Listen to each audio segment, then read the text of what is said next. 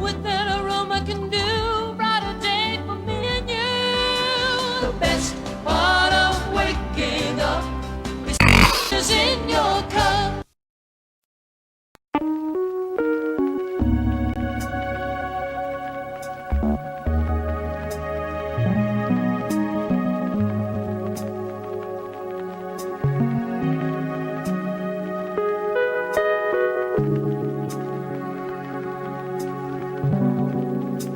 This holiday season, every time you purchase a 12-ounce SnortBucks coffee, a portion of the proceeds will be given to the Penny Foundation, the world's premier charity dedicated to helping down-on-their-luck content creators pay their daily bills. I need that money. I really do. I need that money. Pay my bills, the electric bill, the internet bill. So stop by your local SnortBucks today and help send some Penny their way.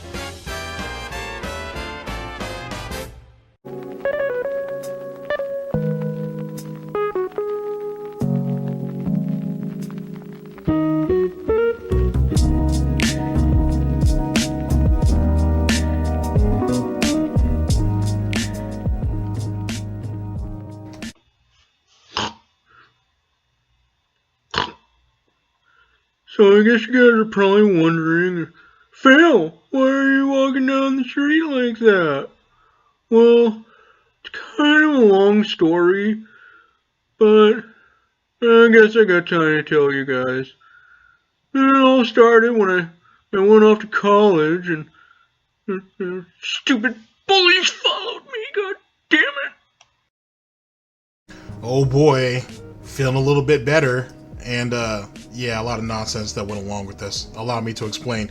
Good afternoon, good morning, good evening. This is Dspnews, the unreliable ones. Ladies and gentlemen, welcome to the newsroom and welcome to the Galtopia News Network, your unreliable source for DSP News. This is the Snort Report, brought to you by SnortBucks Coffee Company, the best beverage company. Let's go. Ladies and gentlemen, how you guys doing? Now, this should come out hopefully on a Monday. Hopefully. It should actually have came out last week, and I recorded it, but I was coughing and sneezing and it was just really horrible, so scrap that. Ended up taking a few days to kind of like step away from recording and whatnot, and it worked out, because theoretically when you guys are seeing this should have been the beginning of the foreclosure and bankruptcy saga, but that didn't exactly happen the way I wanted it to. Shame, shame, shame. But I'm feeling a little bit better right now, and so we scrapped the previous recording for this one. So the video that follows this one should actually, we should be knee deep into the bankruptcy and foreclosure saga. I have some special broadcasts where we can kind of dive into stuff a little bit more. Should be fun. I'm extremely behind.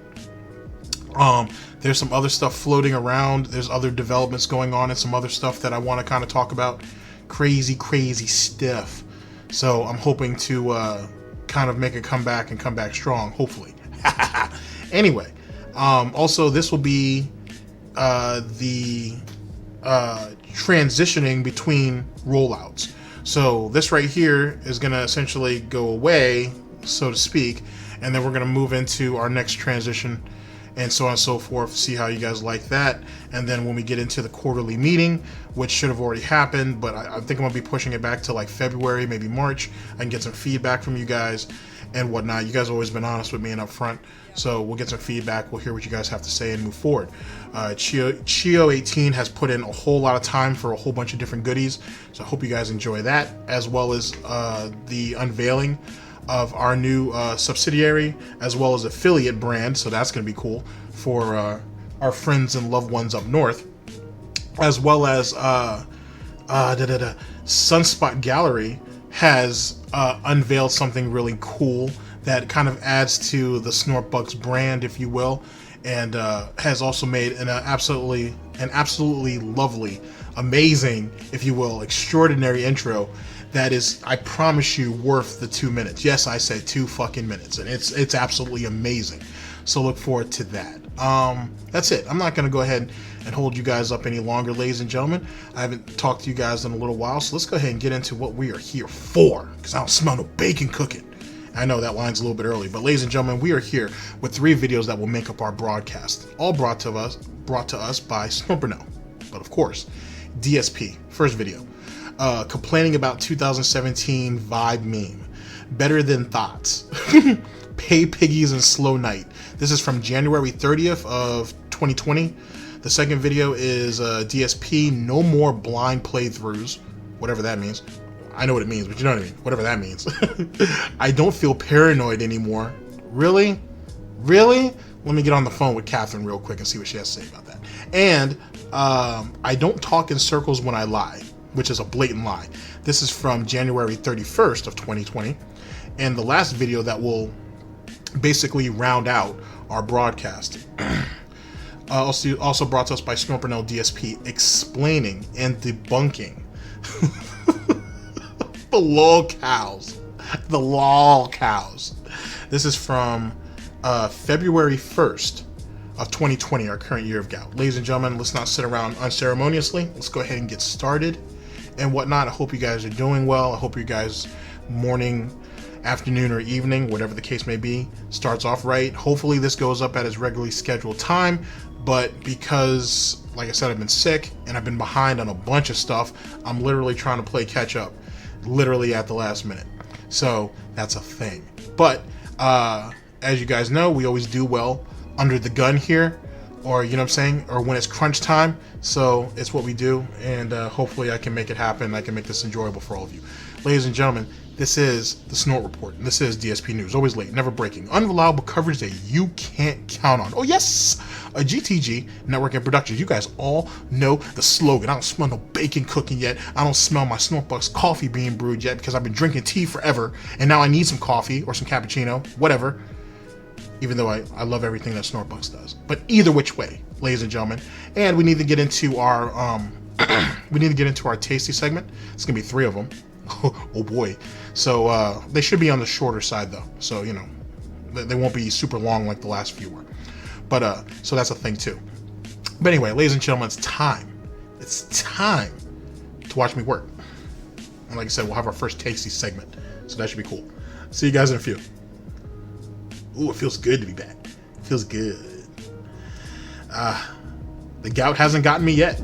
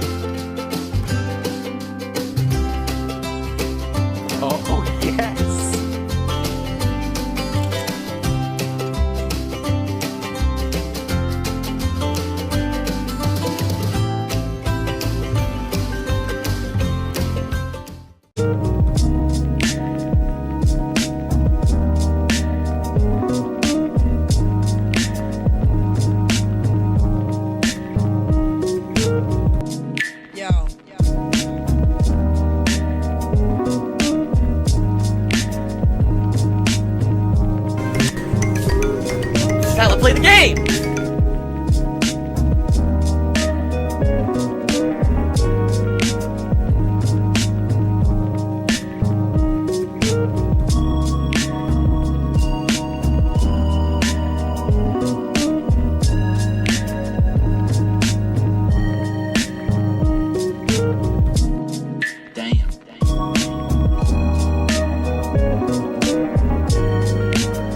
Warn everyone. Warning. What you may see right now is going to be absolutely disgusting. Sound good? Alright, that's... sounds good to me. I'm glad. We aim to please here, as you guys know. Ladies and gentlemen, we're here with the first video that will make up our broadcast, brought to you by Burnell, DSP. DSP. Okay? P. Complaining about the 2017 Vibe meme. Better than Thots, even though he's a male thought himself, but whatever. And paypigs and Slow Night. This is from January 30th of 2020, our current year of gout. Let's get it. PW Dubs took me $1.30 and says, you still feel the way you feel in the copy pasta meme about you getting that 2017 vibe back like you did still feel the vibe now you hit before. I don't know what you're talking about. I don't even know that I said that. Apparently people are saying I did. I have no idea what that's reference to. I don't know what, in the moment of the stream when I said that, what that was supposed to be. I also find it really stupid that people just paste shit that has no meaning. Because if I can't even remember saying it, obviously it wasn't a very meaningful quote. So I have no idea. You know, what I can tell you is this, and I've said this before. I feel that Wait.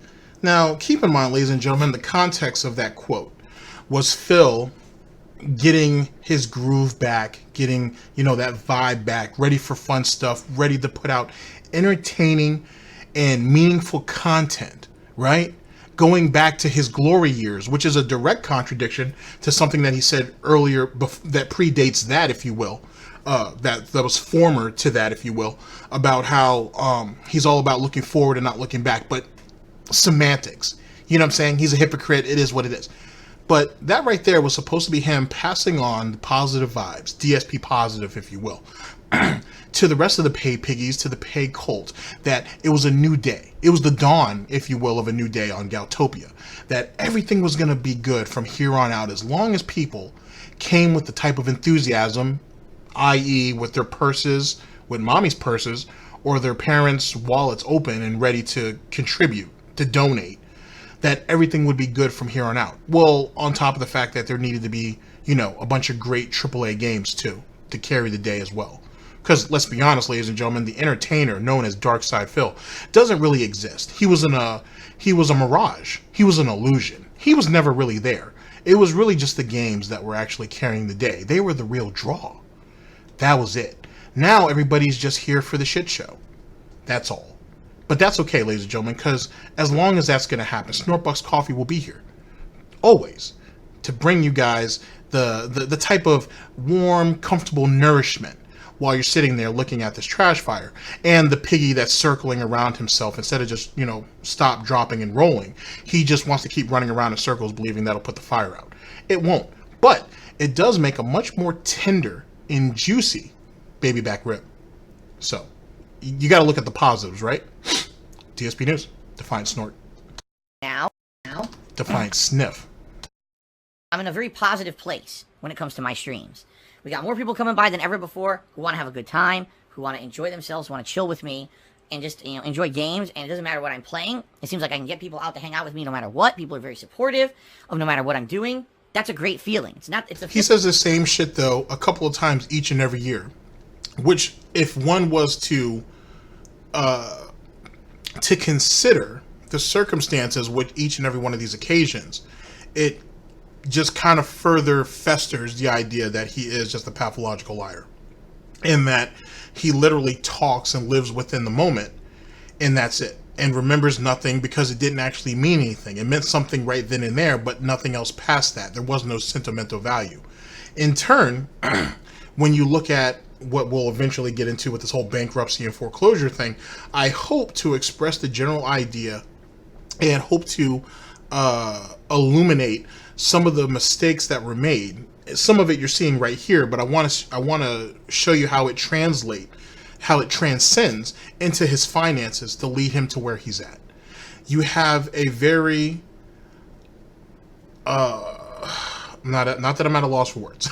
You have a very irrational child stuck in like a 67-year-old man's body who was never properly disciplined and or properly, I don't know if I wouldn't say nourished, because he's certainly been nourished enough. That's why he has gout. He wasn't fed the mental nutrients needed to conduct himself in the day-to-day.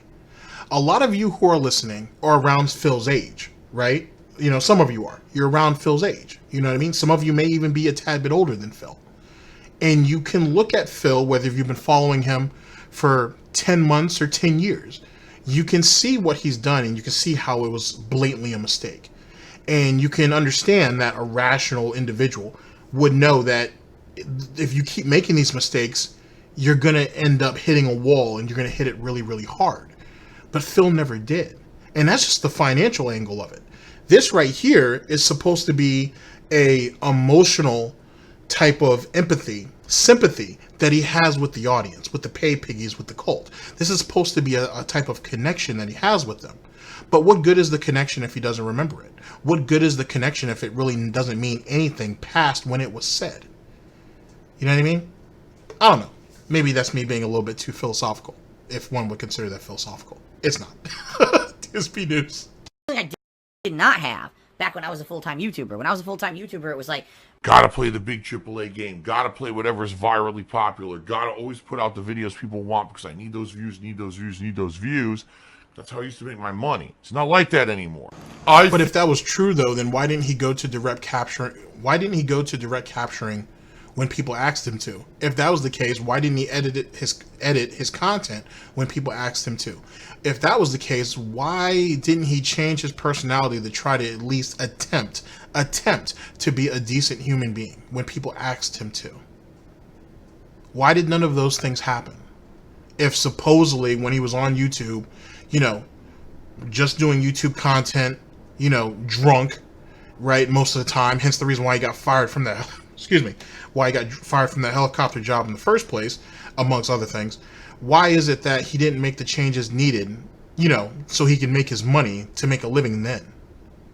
Why is it that he had to go ahead and talk himself out of his managed partnership at Machinima and be forced to go back to Twitch after spending like 2+ years talking shit about Twitch and how it was nothing more than a site for beggars and nothing good was going to come out of it? They don't respect real gamers.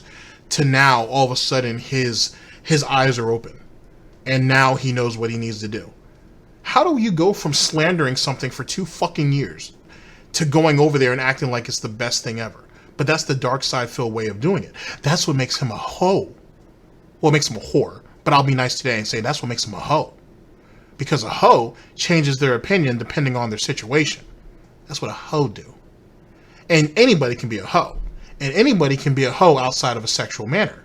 And since Phil isn't giving it, nor is he getting it, you know, Panda's already proven that. And you guys have all seen the disappointment on Catherine's face. Jesus Christ, if it wasn't for Jim, she'd be all dried and shriveled up. And let me stop. I'm sorry, I'm being a dick. I'm just going to end up like Amberlynn Reed. Anyway, yet again, this is all bullshit. I don't know if this would even be considered a survival mechanism, if you will. This is just a way for him to mentally come to terms with it in his head so he can commit to it. I don't know if that's the case or not. If it is, kind of retarded. But it is what it is. Everybody has their limitations, right? But even still, it's still blatant stupidity. The same stupidity that people call you out on a regular basis, and you get mad at them saying that, oh, they have no right to do this, they don't understand my circumstances, they don't know me, despite the fact that every minute of your day is online. If it's not on YouTube, it's on Twitter. If it's not on Twitter, it's on some poorly thought out picture on Instagram. People know almost as much about your life as they do about Christian. And that's a lot. Like, I think, if I remember correctly, I think almost every moment of his life has pretty much been documented. That's insane. And Phil's, like, right there. He's, like, right there. And a successful business doesn't survive like that. A successful business person doesn't survive like that. When you do something, you have to commit to it. Hook, line, and sinker. At the same time, you have to have a level of versatility and adaptability. Things that Phil doesn't have.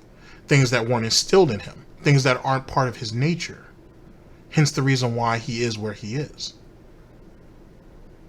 I don't know. Let's continue, though. DSP News. Feel now that, like, things are easier for me now. Whenever there's a crisis and I need help, you guys help me.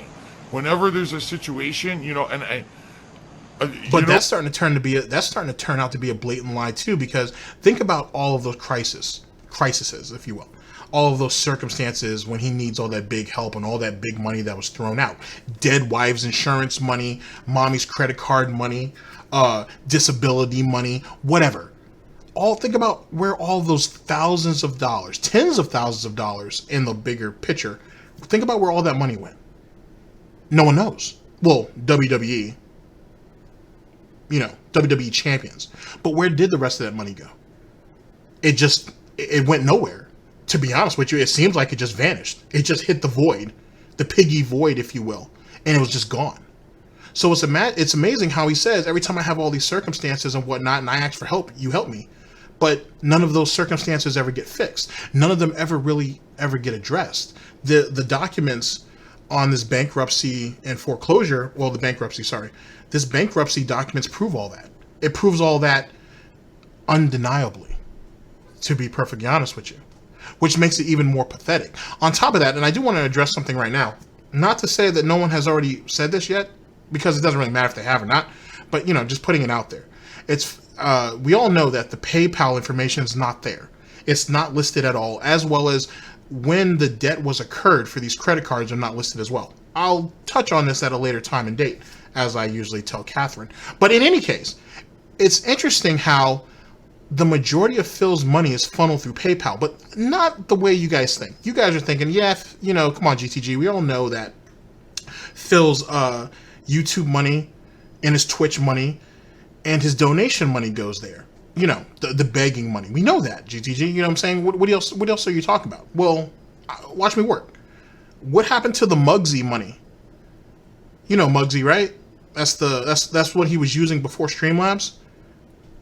Some people still think that the link is still active. More than likely, it probably still is, because Phil doesn't change anything. And then let's go ahead and pay homage, if you will, to Almighty Tevin, praise be, when he exposed the fact that Streamlabs has a weekly tip leaderboard, I should say, and it has like the top 3 or top 5 people or whatever. And then when Phil found that out, which was merely within hours, it disappeared. Well, if we had access to PayPal, if his PayPal was listed, then information like that would be made available. Let me go ahead and let's remix that. You know what I'm saying? I don't need to put it in subtitles or nothing. Let me just remix that. Basically, every donation that Phil gets, whether on stream or off stream, or behind the scenes as Phil likes to call it, would pop up, would be made available.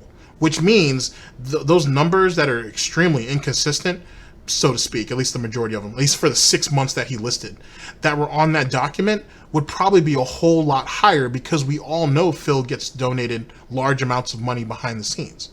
That's been proven. That's why Phil hid it in the first place.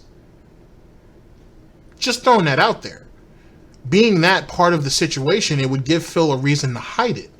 He can go ahead and try to play this stupid narrative, which is what I'm thinking, that PayPal is wrapped up into the business aspects, right? And that's why he didn't disclose it, because it's directly affected to the business. So, you guys don't need to worry about that. But in actuality, that right there is probably one of the biggest red flags of fraud, to be perfectly honest. On top of the fact with the whole, his business expense is like $5,000, which if you went ahead and did a little bit of math, it's kind of funny how that was actually the mortgage, or mortgages, if you will, the insurance, the car payment, and then pretty much all of his utilities, for the month. Everything for the household, if you will, is kind of wrapped up as a business expense, which is ironic because he has that listed. He already has all of that stuff listed on the document. So why is he trying to double dip on the federal government? But that's semantics, though. That's semantics. We'll get into that at a later time and date. Just saying. We have an individual who's known for making very, very, very, very bad decisions. And yet he wants to be taken seriously, despite the fact that the man can't even stand behind his own words. If a man can't respect himself, how can he expect other people to respect him? I don't know. DSP News. Now, it's all about having a good time on stream, and if people seem to have a good time with me, then guess what? The contributions come naturally, and it's not about feeling worried about, that kind of money and shit all the time. So that's what I like about streaming, okay? In particular, I do feel this last year, a lot of people's eyes have been open, realizing I'm not the villain of the internet, and I'm not nearly as bad as people have made me out to be. Because No, you're certainly a villain. You're just a really, really stupid one. That's the first thing. Secondly, donations don't come naturally when you have to beg for them in an hour and a half to 2 hour pre-stream, on top of many segments that usually go unrecorded between segments in the day stream as well as at night. That's not necessarily natural, natural or organic. That's a word he used to use a lot too. That's not a thing. That doesn't necessarily exist in that realm. So that's, it's a situation. And more importantly, how would he consider anything that he does when it comes to donations being natural when he literally beats over his fan base and or viewership's head every day that he's broke, he doesn't have money, and if he doesn't get any money, he won't be able to pay his bills, he has overdraft fees, he has to get money for groceries, stuff like this. This is stuff that people like myself shouldn't know. This is stuff that people like you shouldn't know. This broadcast theoretically shouldn't exist if things like that are being said. So yet again, someone want to explain to me how donations just come naturally? But then isn't that all of that was just said? Isn't that in direct contradiction to when he has an extremely slow night and says no one's out here to donate to him, no one's contributing, no one's paying any attention to him, no one's really talking to him? Where is the natural and organic donations or contributions then? Oh my. it's just a bunch of bullshit. It's people trying to get clickbait views on YouTube and make money off of making fun of me and lying about me rather than actually having a point. You know, in particular this week with the whole Kobe Bryant thing. That was one of the dumbest fucking things I've ever seen ever. And there's still dunces and complete brainless drooling idiots who believe that I did the stuff that people accuse me of doing that never happened on stream. Not a single person who sat on that stream and watched it thinks that that's what happened, because it didn't. But these idiots watch edited videos of stuff out of context and try to believe, oh yeah, I just want to believe the drama because that's what I'm all about. Because you're a boring person. That's the bottom line, is if you love that drama shit, you're a boring ass fucking person because you got nothing else going on in your life that you think that you have to fabricate drama and that's what life's all about. It's not. It's about celebrating the positive, having good constructive stuff in your life, not this disgusting toxic shit constantly. And if you like that, you should look in the mirror and try to say, what the hell's wrong with me in my life that this is what I focus on? All right? But that's how these people are, right? That's exactly how these people are. And so, you know. So let me cut it. So it's funny how, you know, if you're someone who is enamored or entertained by this drama, that you have nothing going on in your life. Nothing constructive, nothing meaningful, nothing good. Let's go ahead and talk about that a little bit. Let's talk about it. It's funny how I have my wife, I have my stepson, I have my cat Jasper, the Claude, by the way. I have these two people, and they make my life meaningful. And that's all I need. But yet he's up till 3 or 4 o'clock in the morning, drinking, heavily, probably, not all the time, but probably most of the time, watching WWE, reminiscing about the good old days with friends who he shitted on, who he took advantage of, who he humiliated, and I'll get to that part in a minute, and walked all over for profit, and then stepped away. This is coming from the same idiot who, while he's going through these little drinking binges, right? These little drinking ceremonies, if you will, who's on Detractor Twitter. That's what I want to call it now. I'm going to call it Detractor Twitter. He's on Detractor Twitter, seeing what's going on with everybody who's shitting on him, seeing what people are saying, taking mental notes. He's over there looking at what's being said about wings, taking notes. He's over on Kiwi Farms, reading about what people have to say to him, making slight little comments about it on his stream the next day, or sometime later on in the near future. That's him. Gravitating to the drama. Gravitating to these different areas where people who have no lives, who don't have meaningful lives, who don't have any real substance to them in their being, congregate. Where they lurk, if you will. So what the hell makes him think he's better than any of us? He shits on wings on the regular. He likes laughing at wings and his misfortune. When in actuality, if one was to look at it, Wings is actually in better condition. Sorry, let's reword that. He is in better financial shape than probably DSP. He might actually be healthier too. Maybe. I don't know. I'm reaching. So that's the thing. Now, let me jump back to what I said earlier about humiliating his friends, his bosom buddies back in Connecticut. When you guys are trying to get this project together called Project 7, right? And your friends are not really in there for the profit. They're in there for you guys just hanging out and working on something that's going to go online and be immortalized because it is online and it's probably never going to go anywhere. Probably. When they show up to your house one day and you got a BMW outside and they walk in and you have what I like to call hoarder paradise with all these different statues and all these boxes in the corners and all this other silly shit that you had to spend all this money on to try to make yourself feel better, to make yourself feel successful, to fill the gap that wasn't fulfilled in your childhood because mommy and daddy didn't buy you every goddamn little thing that you wanted. I think that in itself is rather humiliating. I think the people who helped him were rather selfless to a degree. I think even with John asking for a piece of the profits, as he had the right to do so, I think even with him asking for that, that wasn't too much. I don't think that was him overstepping his boundaries. And yet, the tragedy of that all, of that, if you will, is the fact that John had to ask. He had to ask, hey, I've been doing this with you since King of Hate Vlogs, which he was getting paid for that because there was no gameplay. That was a lot more vlogging, and that's where the Smart Guys podcast and all that shit was on. He had done all that and was in that for years, as Phil likes to say, right? He did that for years before he could actually profit off gaming, off of his gaming material. He was already making money off his vlogs. He's admitted this. You know, that's not detractor Twitter lying. That's the truth. And John participated. John was damn near there almost since day one. John literally waits a couple years into this gaming thing, right, on Machinima, on YouTube, to ask, hey, do you feel that, you know, I deserve something for my efforts in this enterprise that we have together? Isn't that a thing? Isn't that wild? Isn't that rather disrespectful? Don't you think? A little bit? Phil had no problem doing his best to try to get gout and flashing what one would call his wealth. I don't call it wealth. It's kind of like being rich. You know what I'm saying? You can screw that up in a week or two in Vegas and a coke habit.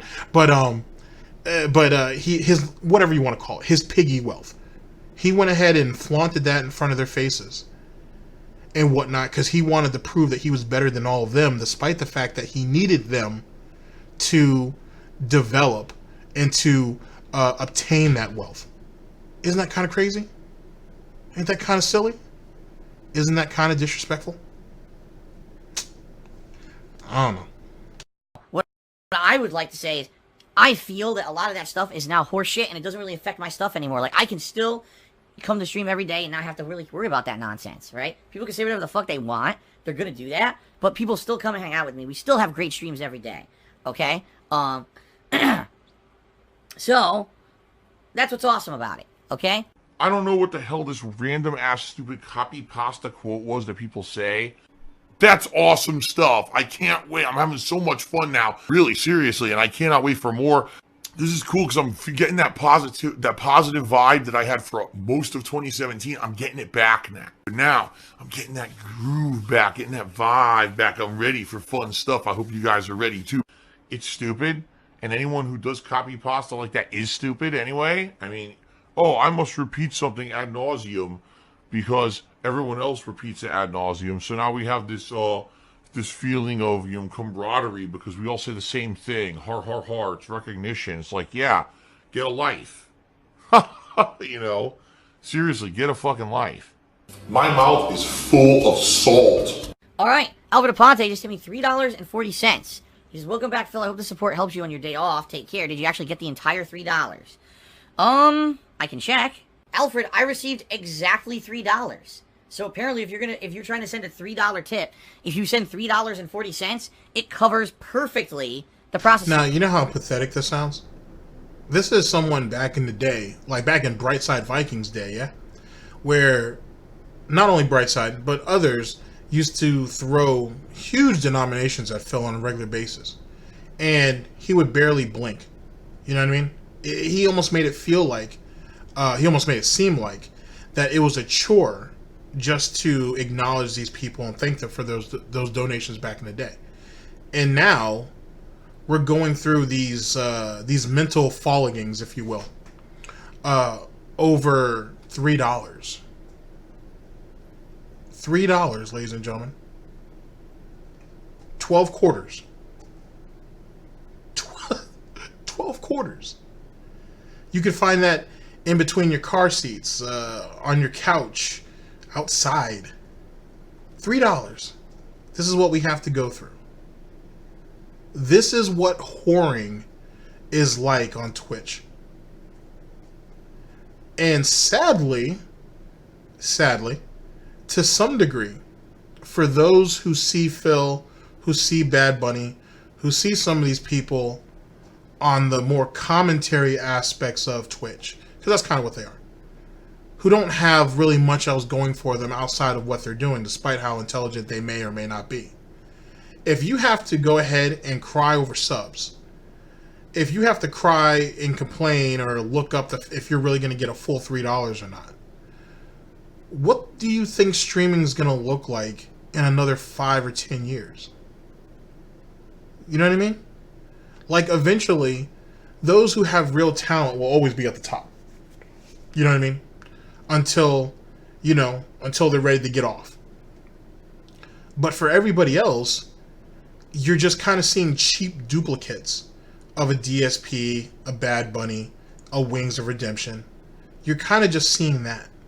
And Twitch Thots, if any of you guys watch it, It's a Gundam video, for example, or L of the Day, you already know what that's about. They're like a dime a dozen. They're all like literally copy-paste, to be honest. Where is streaming going to really be in like 5 or 10 years? Like, you know what I mean? Like, I had been thinking about that for a little while. I was like, if this is still allowed to happen and foster, right? Because everybody needs to make money somehow. I understand that. I think we all understand that. But I understand that, wholeheartedly. I understand that. And if you don't have a whole lot of talent, if you don't have a whole lot of skills, if you don't have a whole lot of ability, if you don't have any drive or any motivation, then you got to do what you have to do, sadly. So, if nothing else, ladies and gentlemen, what you're seeing is a new age of internet prostitution, if you think about it. When you think of people like Amaran and Alinity and all stuff like that, that's like your high-end escorts. You know what I'm saying? That's what that is. That's your top of the line escorting at that point, because they are people who are exploiting themselves and to their fullest extent at some points for profit. But what about this stuff right here? When you have to sit here and really divulge your personal issues. It's different if you were going to say, hey, I'm trying to raise money for a new setup so the quality of my content can be better. It's different if you have to say, hey guys, my laptop or my desktop or whatever end up breaking down and I'm going to get a new one anyway. But if you guys want to donate towards helping me get a new one, that allows me to do it faster and we can get back on a roll. Stuff like that kind of makes sense. On top of the fact that some people just every once in a while needs help in something, whatever. That's understandable. But we're begging for surgery money. We're begging for overdraft money, grocery money. We're sitting here demanding $5 because we only have 16 subs and you feel like you're taken advantage of. She felt like she was being taken advantage of. That's like street level prostitution. That's the equivalent of it, if you will. That's like digital street level prostitution. And sadly, ladies and gentlemen, I don't think it's going to get any better. And even worse than that, ladies and gentlemen, I think it's going to get a whole lot worse. And I think at the end of the day, at the end of that cycle, right? Because everything comes in cycles. When people look back at that time, these words that I'm saying now probably won't be remembered. But people will remember people like Wings, people like DSP, people like Bad Bunny, and the mockery that they made. You know what I mean? Like, you got to understand streaming's new. Kinda. It's still new, even though it's been around for a while. It's still new. It's still in its infancy to a lot of ways. Not even really at its adolescence yet, so to speak. And it's been mishandled in the worst possible way by some of the worst possible people. It just makes you wonder. You know what I mean? It just makes you wonder. DSP News. Hint, hint, hint. Hint, hint, hint. Mark McCauley says, hint, hint. Dude, no hint, hint. I'm outright telling you, I really would appreciate some help via tipping. That's not a hint.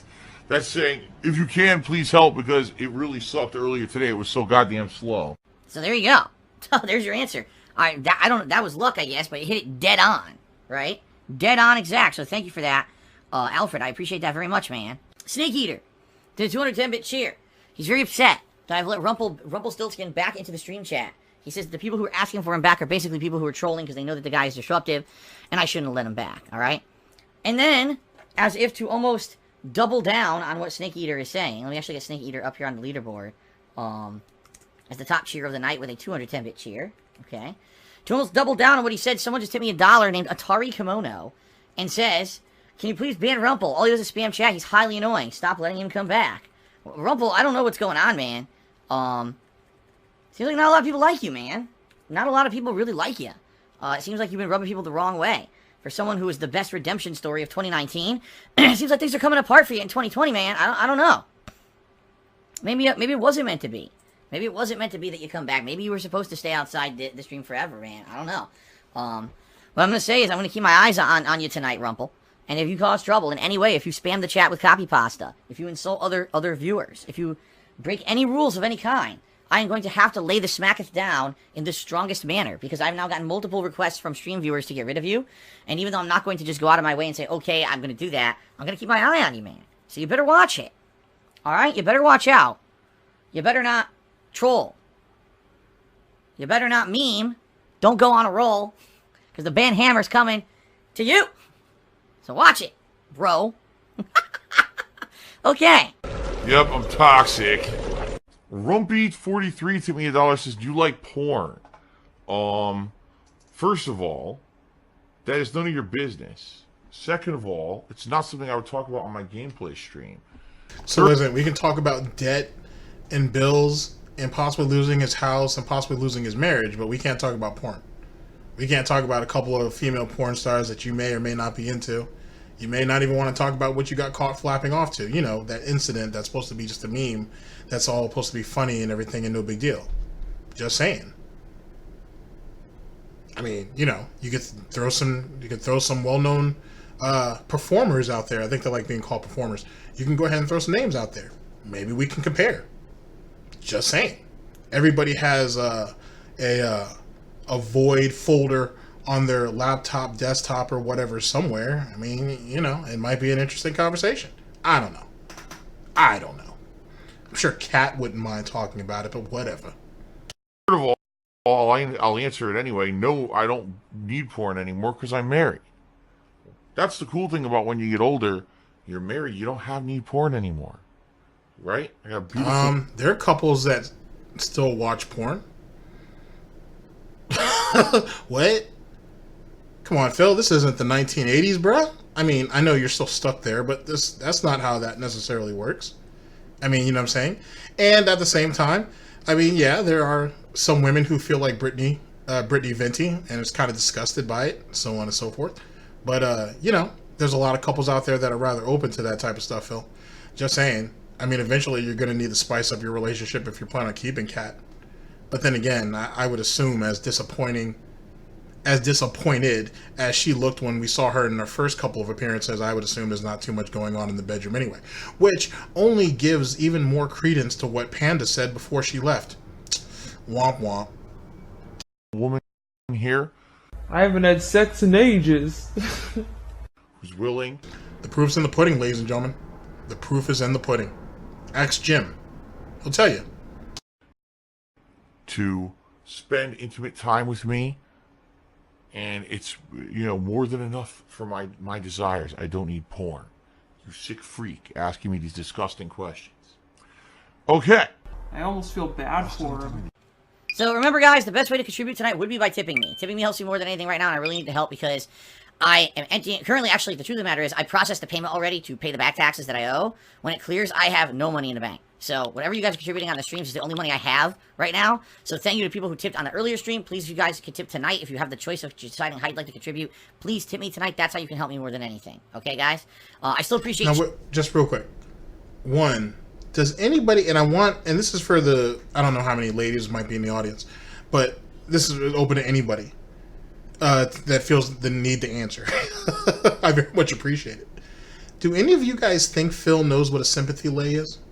And do any of you think, do any of you think that Phil is somewhat self-aware enough to know that he's probably been on the receiving end of that at least a couple of times throughout his relationship with Catherine?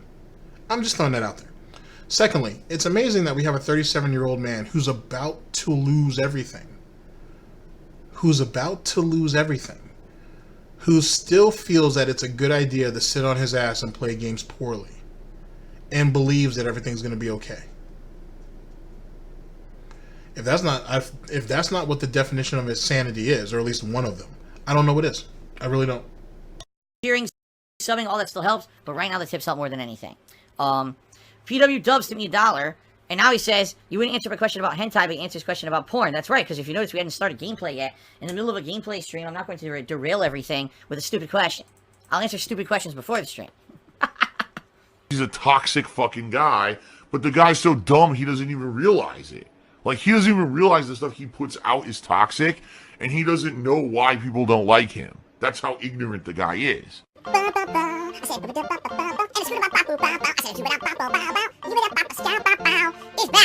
Super Flushes, what's my take on guys who spend all their money to female streamers? They treat them like shit, they spend all their money, and yet these women are never satisfied. You think it's wrong? I mean, listen, if you're watching a gamer or a streamer, and you're entertained by that stream, that personality or whatever, and you give people money to continue streaming because they give you ongoing entertainment, that's fine. If you're watching a streamer with some insane expectation, you know what? Is there a reason why he needs to juggle these piggy titties? I'm just curious. I mean, you know what I'm saying? I'm just wondering. You know what I'm saying? Does like Golden Colts and some of those guys have like a fetish for this? Is that why he does it? I don't know. I was just wondering. Curious. I mean, like, oh, I'm gonna be a friend with this streamer. I'm gonna be a girlfriend or boyfriend with this streamer. We're gonna have some kind of a personal relationship on the stream. And you send them money as a way to woo them. That's what I really think it is. Like, these dumbasses think they're gonna romantically woo a streamer or something. Now, this is coming from the same idiot who moved 2 women across country. So keep that in mind. It's also funny, too, by looking at Phil's arms right here, I would say his arms are smaller than Catherine's, but his titties might be bigger than hers. Oh, well. Oh, well. And a lot of those streamers actually kind of propagate and try to promote that kind of a relationship, even though it's for shit, to try to get more money. That's screwed up and messed up, okay? Everyone knows when you come to my streams, what you're gonna expect. Fun gameplay, fun interactions with me, seeing my honest reactions, having a few laughs, having a good time, maybe some raid, and that's where it ends, you know what I mean? There's not anyone coming here with some insane expectation of anything else. When you're one of these streamers who are barely wearing any effing clothes and doing flirtatious stuff to the viewers to try to get money, that's fucking underhanded, that's dirty, that should be borderline illegal, in my opinion. So telling people... So doing false flag begging tactics isn't illegal? Telling people that you're in financial straits and you're really not, or if you really are, you're not using the funds the way you're supposed to, which is misappropriating funds, that's not illegal? What, just because people donated the money to you, no matter what the terms were, it doesn't matter? As long as you get the money, you can do whatever the fuck you want with it? I mean, you're no different than the average thought. If anything else, the average thought is a bit more honest. You get to see some chick who may be a 5, maybe a 6, if you're lucky a 7, a strong 7, and she's feeding into your fantasy. She's giving you the illusion of something. You're paying for the illusion of something. You know it's not real. If not, then you're just a real unrealistic motherfucker. But it is what it is. You're paying for attention from a person that you feel you would never be able to get the attention of in your real life. Now, is that pathetic? Absolutely. Absolutely. But if you have the money to spend, then so be it. I don't condone doing that, But if that's what you want to do with your money, then so be it. Even still, that's a bit more honest than what Phil does. It's all thottery. It's all whoring. Don't get it wrong. It's all whoring, to say the very least. But it's still a bit more honest than what Phil does. I don't know. It's semantics. I guess it depends on how you look at it. And I think it's really messed up that people are so dumb that they fall for that and they would unload their money onto someone like that. But people are stupid. What can you say, right? They are. Every single day he comes in, he's toxic. PW loves to me $1, so why do people call us paypags for support? Paypags? Pay pigs. I said paypags. Pay pigs for supporting you. They called it up because they want to insult you, just like they want to insult me or insult anyone. What's the reason anyone insults anyone else? To make them feel better about themselves. So they insult my viewers by calling them pay pigs, not pay. First off, I like the fact that he actually thinks it's funny. I like the fact that that's actually how he sees them, and he's having a hard time trying to fight his little giggles away. You know what I'm saying? His little piggy giggles. I like how he's having a hard time fighting that off. Secondly, pay pigs is a term that's been around before Phil, to be honest. I don't think Phil nor his audience inadvertently invented the term, but that's what they are. They're all pay pigs. And that is what it is. And just accept it and move on. You know what I'm saying? Rob Warren doesn't seem to have a problem with it. Not that Rob Warren would be able to do much of anything given his sick condition. I'm not throwing any shade at Rob. I'm just saying there's not too much he can do. You know what I'm saying? Look at Super Blind Man. He doesn't have a problem with that shit. He's throwing his disability money over at him, which is disability money that one day, Rob, you're going to actually need for yourself. Just saying. But, you know, it is what it is. Do what you got to do. That's what you guys are. You're pay pigs. You're pay piggies. It is what it is. But I like how your snorting savior thinks of you guys in the exact same manner. And initially, I thought he was going to call them pay fags. I really thought that's what he was about to say. But either which way. So, you know, I'm glad that Phil is kind of embracing the meme. But then again, ladies and gentlemen, this is one of the ongoing issues that Phil has when it comes to his audience. A lot of the memes, in air quotes, that Phil likes to say that we make up about him and his audience, especially about his audience, he agrees with. He laughs about it. He knows it's true. You can tell by the ugly smug on his face right now that he very much agrees with that.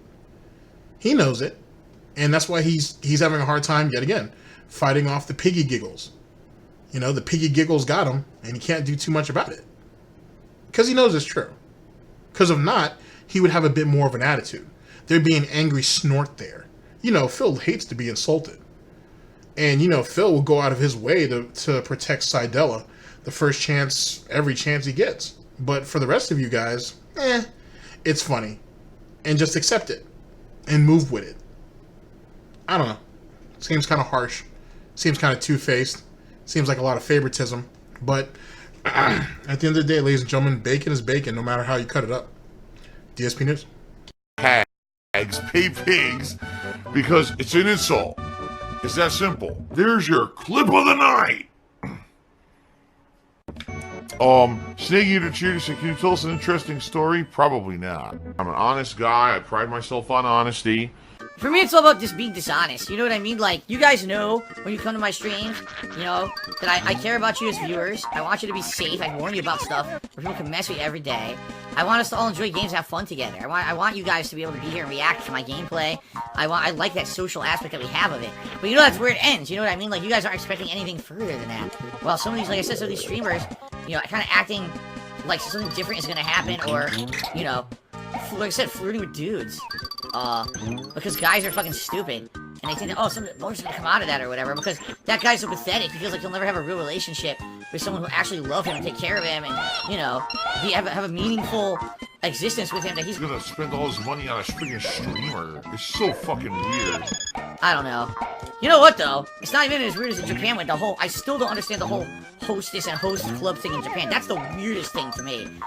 Now, here's the thing. You know, no one's even faking. Everyone knows up front to say business transaction relationship. You guys still go into those places, and girls too go into those places spending fucking money. I'm lost.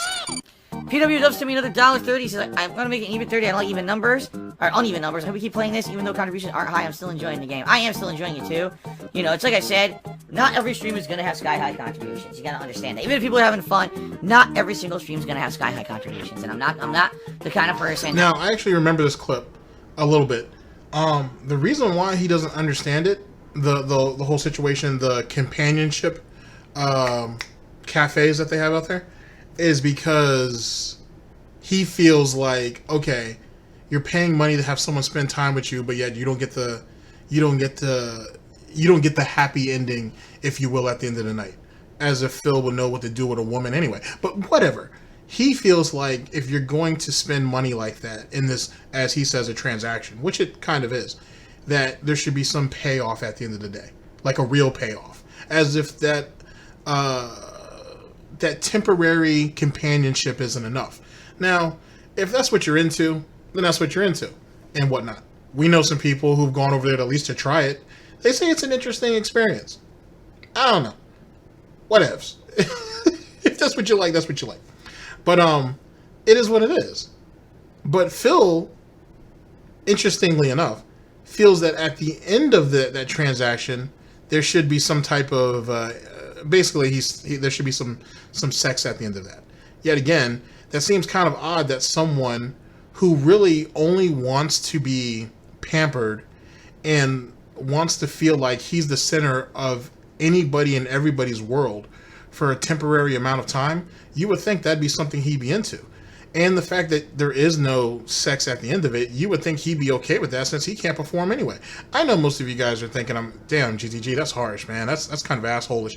You can't be, you shouldn't pick on a guy because he can't get it up. Hey, it's not my fault that he ain't picked a chick that was like 10 or 11 years his junior and he couldn't make shit happen. That's not my fault. That's not my problem. I'm just here to laugh at it. So you would think in that type of situation, Phil would be comfortable with it. He's not expected to perform, i.e. he's not expected to disappoint, and he's paying somebody to make him feel like he's the center of their world for a couple of hours. I mean, Jesus Christ, if he can go ahead and spend 40,000 plus on WWE championships, you would think he could throw X amount of money at some chick at a cafe. I don't know.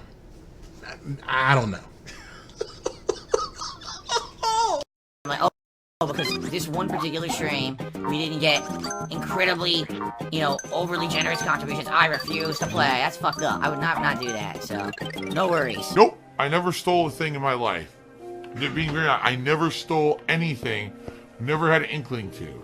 Phil has indoctrinated children who send him money, blatantly milking for money. It's a money pit. It's gone. Just gone like that. In an instant. Fucking gone. I just care about money. I just can't help it. By eBay. Contributions are mandatory, but I need your help. I am appealing directly to you. All right, ladies and gentlemen, we're going to go ahead and go into the next broadcast and go into our next tasty segment, because who doesn't love those? And I'll see you guys in about a minute or two. Oh, I'm such an asshole. I really am. Because, I mean, one could say that I'm just kicking him while he's down, which is what I'm doing. I make no bones about that. Especially since, my bone still works. So, I'm sorry, I'll see you guys in a few.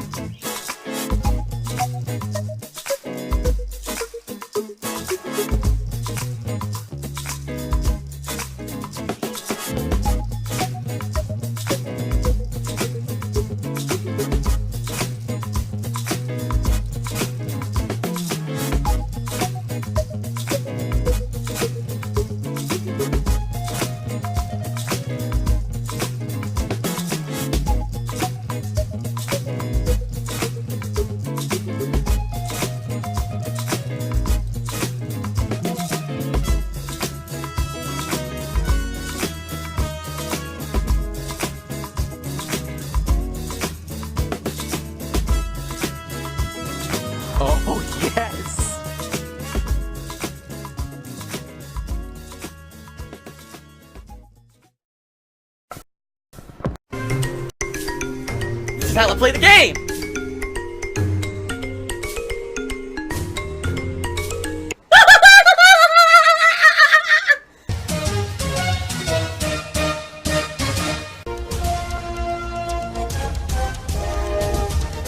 Oh my god!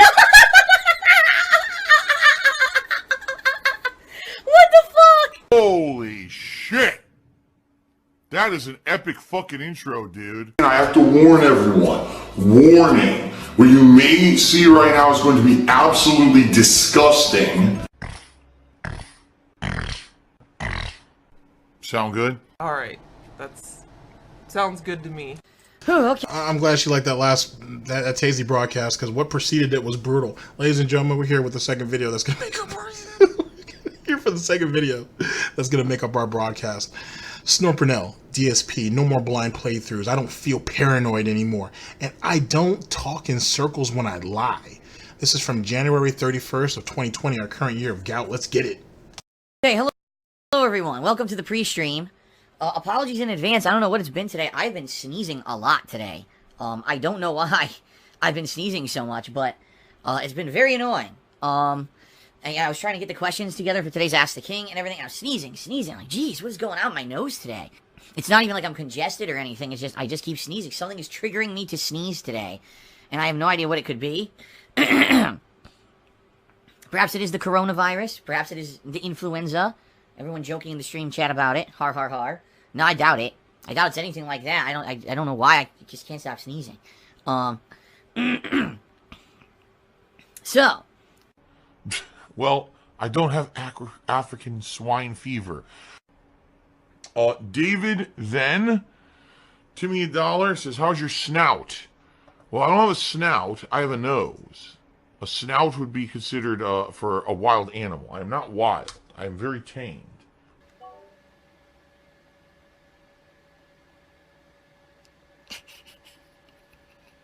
I mean, you're very lame, but it is what it is. Isn't there a confirmed case of the coronavirus in Seattle, though? Or in Washington State? I don't know. Just throwing it out there. However, my nose is bothering me today. I don't know what is going on with my nose that it keeps, like, tickling me and making me feel like I have to sneeze. Not good. Especially not good when you're actually going to be doing a stream, so. Mature adult, the bit cheers is Phil. I heard there's a handful of people infected with the coronavirus around Seattle. Are you scared? What are you doing to minimize the risk of contracting it yourself? Well, first of all, you know, I'm terrified of the coronavirus. I think that it's going to basically end the human race as we know it. What I'm doing is I'm flushing my body completely by drinking Corona beer, Corona Extra, constantly. Extreme cloud mode. I'm a mature adult with a business degree. I'm just pounding and pounding the Coronas to hopefully flush everything out of my system. You gotta stay hydrated. It's the best way to stay healthy. So pounding Coronas is my solution. It should work, right? So there you go. Hopefully it works. I mean, honestly, the Tanqueray might actually be cleaner. So, I mean, just stick to what you know. Just stick to what you know, buddy. I don't know. All right, a complete idiot tipped me $1 and says, time to watch Almighty Tevin. Well, send those idiots over there. That's what you do, right? You don't actually attend the stream of the person you're watching. You attend the stream of the shithead who makes a living making fun and defaming the person you're watching completely illegally. Go ahead, complete idiot. Do it. He's a fucking criminal. This fucking person constantly stealing content, which is against the law, doing slanderous actions immorally, which is, you know, just fucking wrong. It's against YouTube's terms of service, but he gets away with it. This is fucking terrible. Anyone who watches that shit is fucked in the head and morally corrupt, so enjoy. Alright. It's funny how the illegal content is actually the most entertaining content. Oh well, what are you gonna do? I guess we could consider this like Gautopian prohibition. Something along those lines. Speed Rabbit. Did 100-bit cheers in narcissistic clown mode engaged. Indeed, Speed Rabbit. It's always fun when you engage in a narcissistic clown mode, so enjoy. Hope you have a good one with doing that. Sounds good. Dark side, Phil the lawlcow. There's no more blind playthroughs. Like, yes, I'll play a game for the first time ever, but there's gonna be people telling me about the game. There's gonna be interactivity. It has to happen. I'm an interactive live streamer. Minimum effort, minimum money and time involved, maximum profit. So to me... Now, how can you call yourself a lifetime gamer when you need other people to handhold you through shit?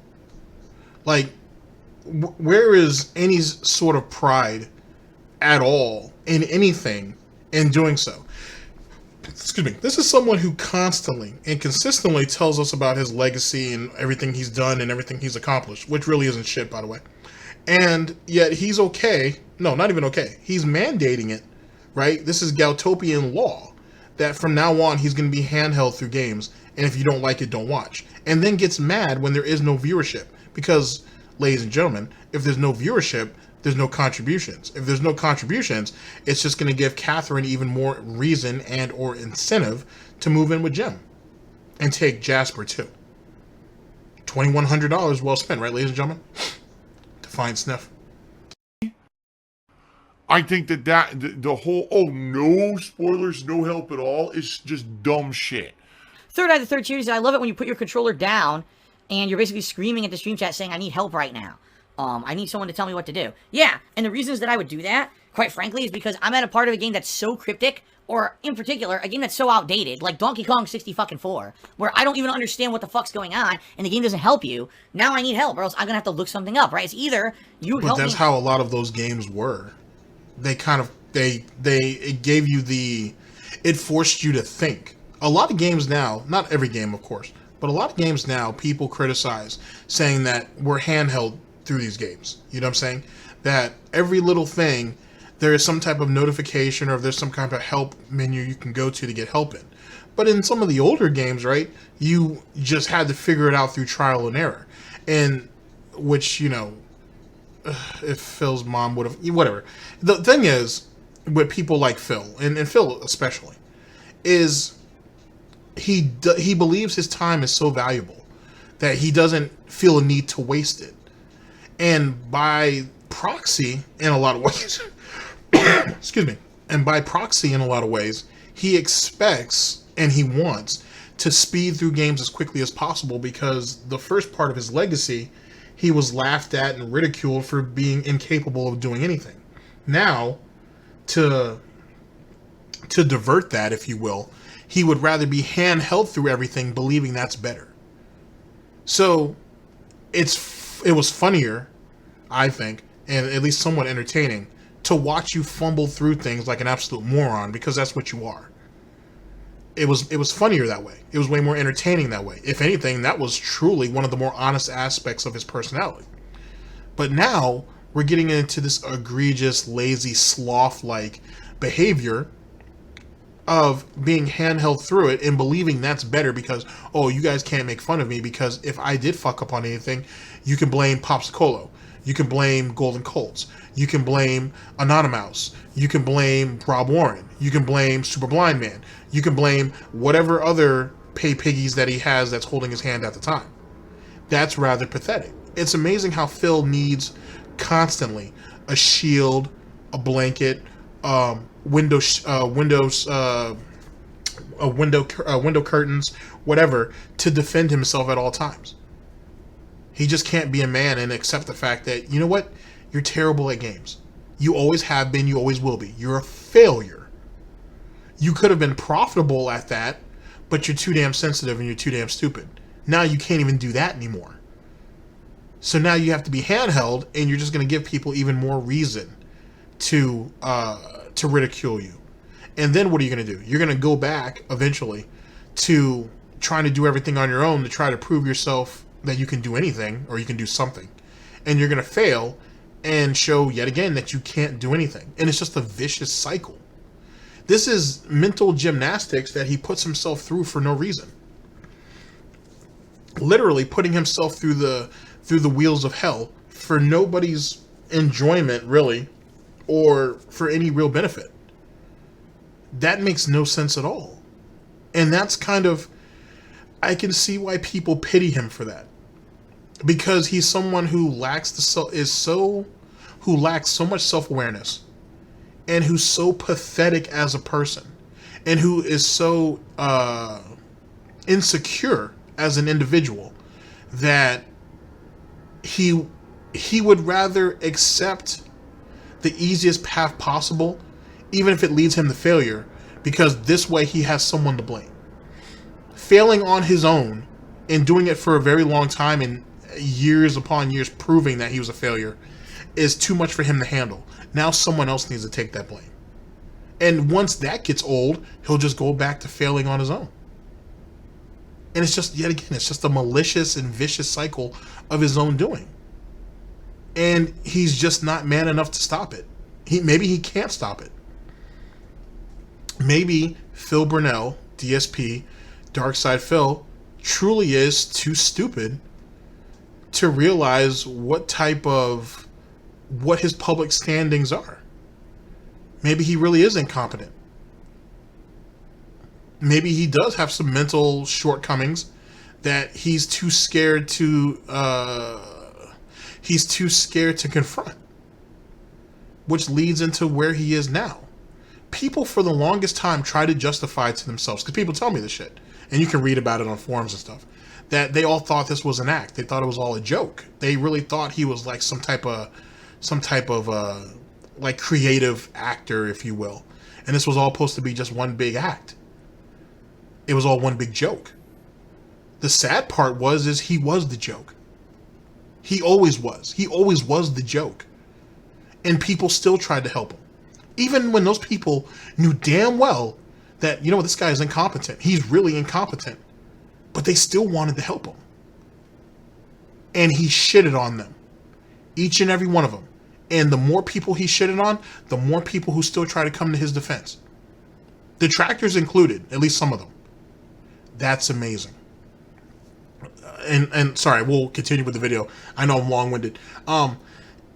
Imagine, ladies and gentlemen, being so incompetent that your supposed enemies went out their way to try to help you, and you shitted on them too, along with everybody else. And yet they still tried to help you.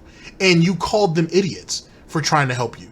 You called them idiots for trying to better your standings because, in all the pretense that you were able to make it here by yourself. So what can any of these other people tell you? Despite the fact that you didn't actually make it there by yourself, there were other people that were carrying you to that position. Think about that. DSP News. Tell me what to do in this case, or I gotta look it up. Either way, there's no way I can advance without that, right? And that happens in some older games. Modern games, not so much. Most modern games, you're gonna figure it out no matter what, as long as you keep trying, even though sometimes it's like slamming your head against the wall. You're gonna figure stuff out because they have these elements in place to help you, because they don't want people to get stuck infinitely on a part of their games. I've definitely matured a lot when it comes to gaming. They want people to enjoy them. But back in the day, games didn't have any of that kind of hand-holding. In fact, a lot of games purposely didn't have any hand-holding because they wanted you to go buy the strategy guide, which they got a cut of the profits on. So, you see what I mean? Like, it was kind of different back then. So, yeah, I agree with you, though. There's sometimes that does happen, okay? First off, people, you can still get the strategy guides now. Two, just because you have the strategy guide doesn't mean that you're going to complete the game. You should know that amongst other things. He has a shitload of strategy guides, and he's still a failure at each and every one of those games. But guess what? Because he bought the strategy guide, and he probably didn't actually read it. He probably didn't actually use it. That's kind of why. There are plenty of people who bought strategy guides. You know what I'm saying? My older brothers bought strategy guides and shit. We have a lot of them. They're worth something if they're in good enough shape. But yet again, it doesn't mean you can complete a game with it, though.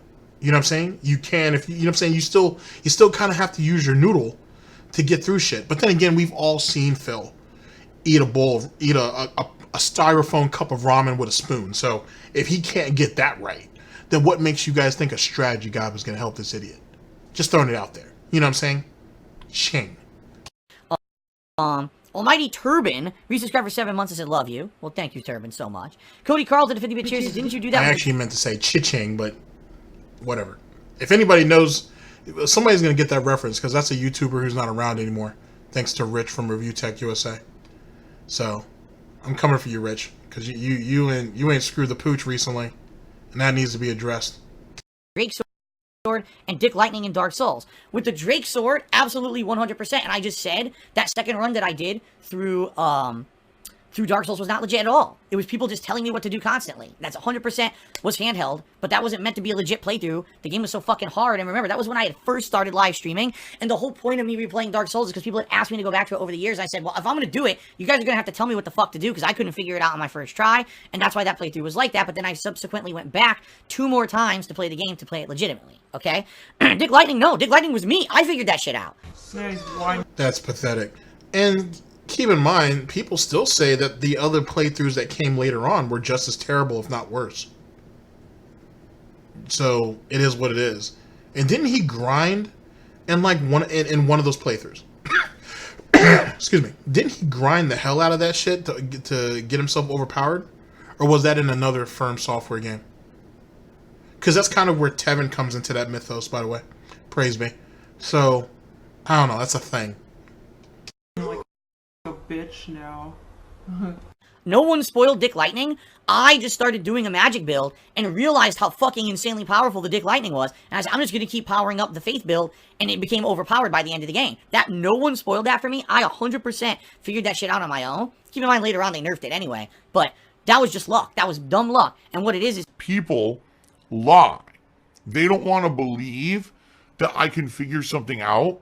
They want to believe that I'm like this dunderheaded dunce who drools at the You are. That's why you're going into foreclosure and you're going bankrupt. And you had to cheat. You found a way to game the system and you cheated. He admitted that. So yeah, you are a dunce. You are an idiot. You stumbled upon a very overpowered build. Excuse me. Get another drink of water here. You stumbled upon another overpowered. Sorry, you stumbled upon a very overpowered build, if you will, and you grinded the shit out of it to make it even more overpowering, so you could play the game, and you took a lot of shit over it. And then they nerfed it because other people did it too. They didn't nerf it because of you. They nerfed it because it was probably a thing before you, which means someone else probably actually discovered it. And then you just went ahead and took that. You know, like you took the Howard Stern stick, like how you're watching other people's playthroughs currently, right? And seeing how they're doing certain things so you can be better at games. You've been doing that for a while, though, let's be honest. Let's not fool ourselves on that. You didn't discover anything. You're a cheater. You're a cheater. You're a scumbag. Any type of advantage you can have over someone else, you'll get it. But you won't work for it, though. He'll work harder to cheat and then try to legitimize his cheating instead of actually trying. That's the Burnell way, sadly. What are you gonna do? And can barely get out of bed and stumbles about and falls in the toilet, you know, like an uncoordinated oaf. That how could I possibly play a game? Now you are the same person, Phil, that has a stool in your bathroom so you can shower, right? Because, you know, when you stay, oh my God, when you, this is how disgusted I am with this. Because if you stand up too long, your back starts to hurt. So you needed a special stool to sit on so you could bathe yourself. That's you, right? I don't even think Amberlynn Reed has that, but Phil has that. Phil has a special little stool so he can sit on when he takes his showers. Yikes. Talking about stumbling out of bed like an oaf and everything, but there ain't a whole lot of people that's in their 30s, almost 40, who need stools to bathe themselves. I don't think that's a thing. I thought that was a myth until I saw the Tevin stream on that shit. I thought that was a myth. I really legitimately thought that was a joke. You know what I'm saying? That was just something that, you know, someone saw something that maybe they didn't really see. Yikes. And figure out a build that's good on my own. So, oh, the Dick Lightning wasn't legit. Oh, the Black Knight Halberd, that's like an insanely low drop rate, but somehow I looked out. Oh, that he was told to do that. You see what I mean? It's bullshit. It's because people are assholes, and they just want to be cynical, negative, toxic dicks, and they want to believe that I could never actually do anything good in a game by themselves, and they can go fuck themselves. I mean, you go fuck yourself too, but I don't think you can do anything legitimately good in life, to be honest. You've kind of proven that, to be honest with you. Fuck games, Phil. Let's talk about the game of life and how you failing at it. Constantly. And the more you lie about it, the more your truth comes out. Let's talk about that shit. Let's say the game shit is small talk. That's appetizers. Let's get into the main course. You know what I'm saying? Let's get into some real shit. How's life treating you, Phil? Tell me what your life's like. How are you planning on moving some of those assets into Catherine's name and thinking that they're not going to snatch it from her anyway? Tell me what your life's like. Tell me how you were waiting on mommy and daddy to either get really, really sick or to just outright die so you could get access to their funds so you could save your shit. Tell me what your life's like. Tell me how you were going to try to convince Rob Warren, Super Blind Man, probably Golden Colts and Planet Jeff and whoever else to cough up as much money as they can, that $15,000, so you can try to keep everything in air quotes afloat for another year or so you could hopefully get yourself even better footing with this whole bankruptcy shit. Tell me what your life's like, Phil. You sitting here on Axe the Pig crying about what people think about you with video games when your whole financial future is out there to be laughed at. And that's all people really care about. And you want to throw this shit up here like it's subterfuge, like that's going to go ahead and it's going to immediately block out everything else.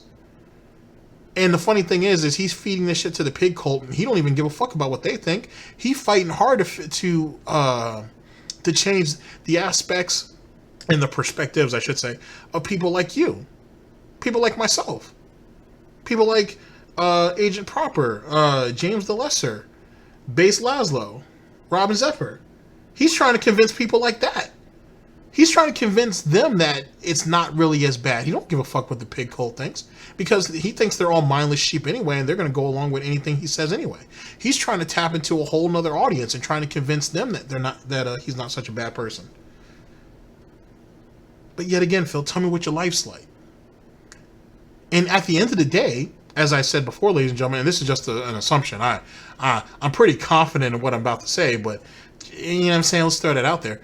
Either which way, Catherine, if she decides to divorce Phil, she still walks away with half. She still walks away with half. So, at the end of the day, Catherine still holds good cards. And I've been saying that since the beginning. Catherine holds very, very good cards. So, she's definitely going to walk out of this marriage with more than what she walked in with. It may not be a whole lot, but it's going to be something. What can Phil say about anything? But yet we're going to sit here and bitch and complain about fucking games from like 7 or 8 years ago that no one gives a shit about anyway. Well, at least not right now. I might do something on the second channel about that later on, but I don't give a shit about that right now. You know what I'm saying? You're not prioritizing, bruh. You're not prioritizing. Let's talk about your priorities, Phil. Things were always legit. Okay? What? And schools don't do a good job of teaching that at all. At all. Why is it that when you go to university, you don't learn the first thing about paying rent, mortgage, credit cards, nothing. None of the things you need to do immediately when you become independent and get a real job and everything, do they teach you in university. They give you the tools to learn the basics of a job, but they don't tell you anything about real life. Why the fuck? Snort Burnell beat me to it. You know what I'm saying? I feel like me and Snort Burnell, as well as a lot of other detractors, are on the same wavelength. Where the fuck are your parents, Phil? Oh, that's right. Your parents were fucking around on each other. That's right. He's admitted this. Your parents were sleeping around on each other, so they didn't have time to go ahead and educate you on anything. That explains why the cousin that your parents took in to raise ended up becoming an addict, just like her own parents did. I know, Phil, that burns that burns something fierce. But it's true, though, ain't it, Phil? You really thought you were expecting those nuns at that Catholic school that you went to literally handhold you through how you were supposed to conduct yourself through life? Like, I don't know, paying your bills on time? When you call people to do a service for you, to pay them on time, preferably? When a credit card company gives you a credit card, it doesn't mean you go out there and rack that shit up to the fucking hilt and then be slow to paying it back. You expected school to teach you these things. Jesus Christ. Okay, we good. Let me reset. Phil, those things are called life lessons. That's what they are. Those are things that your parents are supposed to instill in on you. Now, granted, if your father thought that you were so much of a failure that he didn't expect much out of you anyway, and never thought you would actually move out of the house, he may have not have seen the need to do so. And if your mother is the chimney smoker that you say that she is, and, you know, at least she's using that talent with other men, I mean, sorry, it's a thing. But it's a thing. But if she was too busy doing that, then I guess you wouldn't learn much of anything about anything. Which may explain why your financial incompetence is the way it is. But at the end of the day, ladies and gentlemen, no matter what, Mr. Valedictorian here, you would think he would have something called common sense, which is kind of what life experience is. It's kind of common sense. mixed in with, you know, parental guidance. You know what I'm saying? It's a thing. It's a thing. You know what I mean? If a brain dead idiot like myself has that, if someone like Tevin has it, if someone like Lightside Bill, James the Lesser, Agent Proper, Sunset Gallery, you know what I'm saying? If the rest of us have it, you would think he'd have it too. He's Mr. Valedictorian. He's the one that's supposed to be reigning above all of us on his throne in Goutopia or Gout Olympia or whatever the case may be. But yet he expected school to teach him all that. That's silly. That's absolutely silly. And rather amusing. And also rather scary, too. That's rather scary. Maybe we should be glad he's not having kids. Something to think about. DSP News. Is that why we have superfluous fucking, courses in university? I had to take a Native American Studies course. And all this course was a guy who had Native American heritage in him, sitting there every day, babbling. He didn't have... Aren't you, like, part Native American? I heard he said that, right? He's half Polish, whatever.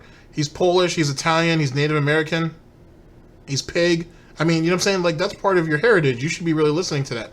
And that babbling, Phil, is supposed to be your culture. Didn't pick up on any of it, huh? I got you. You were too busy sucking up to the Italian aspect of it to go ahead and disregard everything else. I get you. I got you. You know, you're ashamed of being Polish. You're ashamed of being Indian. I got you. No problem. You know, I got you. World War II worked out for you guys, though. That was a thing. Just a damn thing, and every test was just taken out of a book that we had to memorize. I came out of that course learning absolutely nothing about Native Americans. It was a complete waste of my fucking time. Instead of that, why the fuck didn't I just have a course about finances so I knew how to pay my bills when I got out of college? But they don't do that, because they don't care about practicality. They care about... But don't you have a background in finances that's tied to your business degree? Huh? Wait a second, and isn't this the same idiot who had told us way back in the day that he has experience in finances? Didn't this guy used to work at a bank that used to give out predatory loans and shit? You're telling me that your time working at that bank, you didn't learn shit? Oh, you know that you felt that you were feeling something for some chick who was probably way out of your league, and one of your bosses was probably giving her the pipe, part of the overtime, of course, I'm sure, and you were mad at that, so you tried to get them fired, and instead you got fired. Or you at least got fucked. Not fucked in the way you thought. Is that what that was? Okay. Okay. Making money. You know what I mean? So give you a bunch of crap courses you don't fucking need, and everyone has a giant GPA and gets out of college doesn't know jack shit about life. My business degree is completely fucking useless. Being very honest with you guys. I'm not saying that you're not going to get rather useless classes in college. No one's going to deny that at all.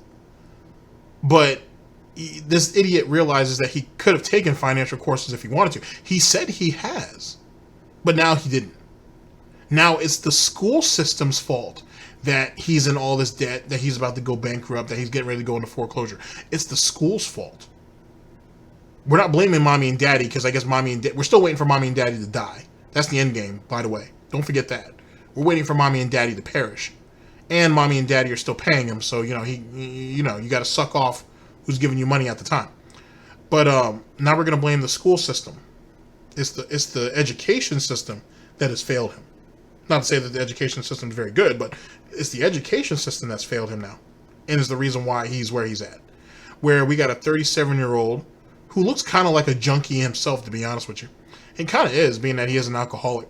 Anyway, and he's addicted to mobile games. That does make him a junkie, right? Because not all addictions you have to actually, like, inject or smoke or drink. Right? Who's sitting on his couch. Love seat. Sorry, on his love seat. He looks malnourished. He looks like a fucking vampire, to be honest with you, because he don't go outside and shit. He has no energy at all. You know what I'm saying? He has no personality. He has nothing. You know what I'm saying? He can't even defend himself. Sitting here, complaining about a whole lot of nothing to a bunch of kids who don't give a shit about shit. And so Spurgs like me can sit here and make videos calling that shit out. That's what your life's been reduced to. That's what your life's like, Phil. Excuse me. Jesus Christ. SnortBucks tea is godlike. Jesus Christ. I can see why Wings likes it. Anyway, that's what your life's been reduced to, Phil. It's hurtful, man. It's just hurtful. Happened was when the negative stuff started happening, I ended up becoming kind of almost like what's the paranoid? What Oh, is you it- mean like when This Is How You Don't Play happened, and you said that you thought that Evil J was gonna... Evil J, that's funny. My apologies. You thought Evil AJ was gonna come to your house and fucking murder you? Over This Is How You Don't Play. This idiot really said that.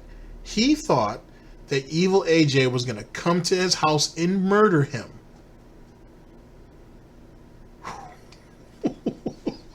Oh. This is bringing up all kinds of fantastic memories. today that someone's going to say about something I did in a video yesterday that's going to come back to bite me? Right? What is it going to be the next thing that someone spins as a negative, toxic, stupid piece of shit story to get clickbait views on YouTube? And that's This is coming from the same idiot too, right? Who has a hatchet downstairs next to the front door, and then another hatchet in the bedroom. So thanks for giving them a weapon to... I mean, granted, the kitchen's right there. Yeah, because they come in through the front door, kitchen's to the right. So they would have been able to grab any knives that you have anyway and then go up there, to be honest. So, I mean, but thanks for giving them a free weapon to go up there and get you. That makes a whole lot of sense.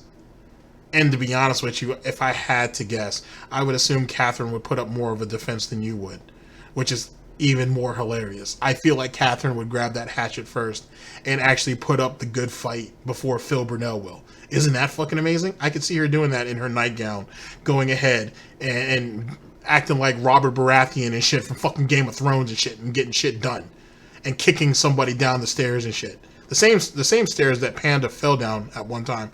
Some hot lore for you guys who didn't know that. I could see her doing that while Phil's curled up in a corner, pissing himself like Joffrey. I could see that. Oh boy, that would make some great fan fiction. what it became was what ludicrous thing comes up today. And now that I have a private life and I don't show you my house and I don't tell you about a lot of the behind the scenes stuff that my wife and I do, and you know, we just have our... So what are we thinking, ladies and gentlemen? We're thinking Game of Hooves? Are we thinking of we're thinking about sorry. We're thinking about Game of Snorts? What are we thinking? Like someone throw some titles out there. Let's see what you guys are thinking about. own life off of the internet. We don't have to worry about that shit when I'm off stream. It's like when I'm off stream, I'm disconnected. That's it. Now it's time for private life, and it's much better than, oh, immediately everything else I do has to be connected to the internet. And that's why I told... Even though you're still tweeting sad tweets at like 3 or 4 o'clock in the morning, or you're tweeting about kiwi farms being down at like 3 or 4 o'clock in the morning, like stuff like that. Completely disconnected from the internet, though. Completely disconnected from all the drama and shit. But you're keeping track of all the drama, though. Or people, or the nice little meme that has come up recently. People send him this information, which I'm sure they do. But I thought we were disconnected from all that. And then those private conversations that we're having on Discord, which is more than likely a thing. Maybe. But then, oh, well, that's WWE stuff, though. But I thought he said he was disconnected from the internet, but his WWE mobile game is on the internet, though. Semantics, I'm sure. you guys, I'll say it again, that's why DSP Tries It is not ever going to resume.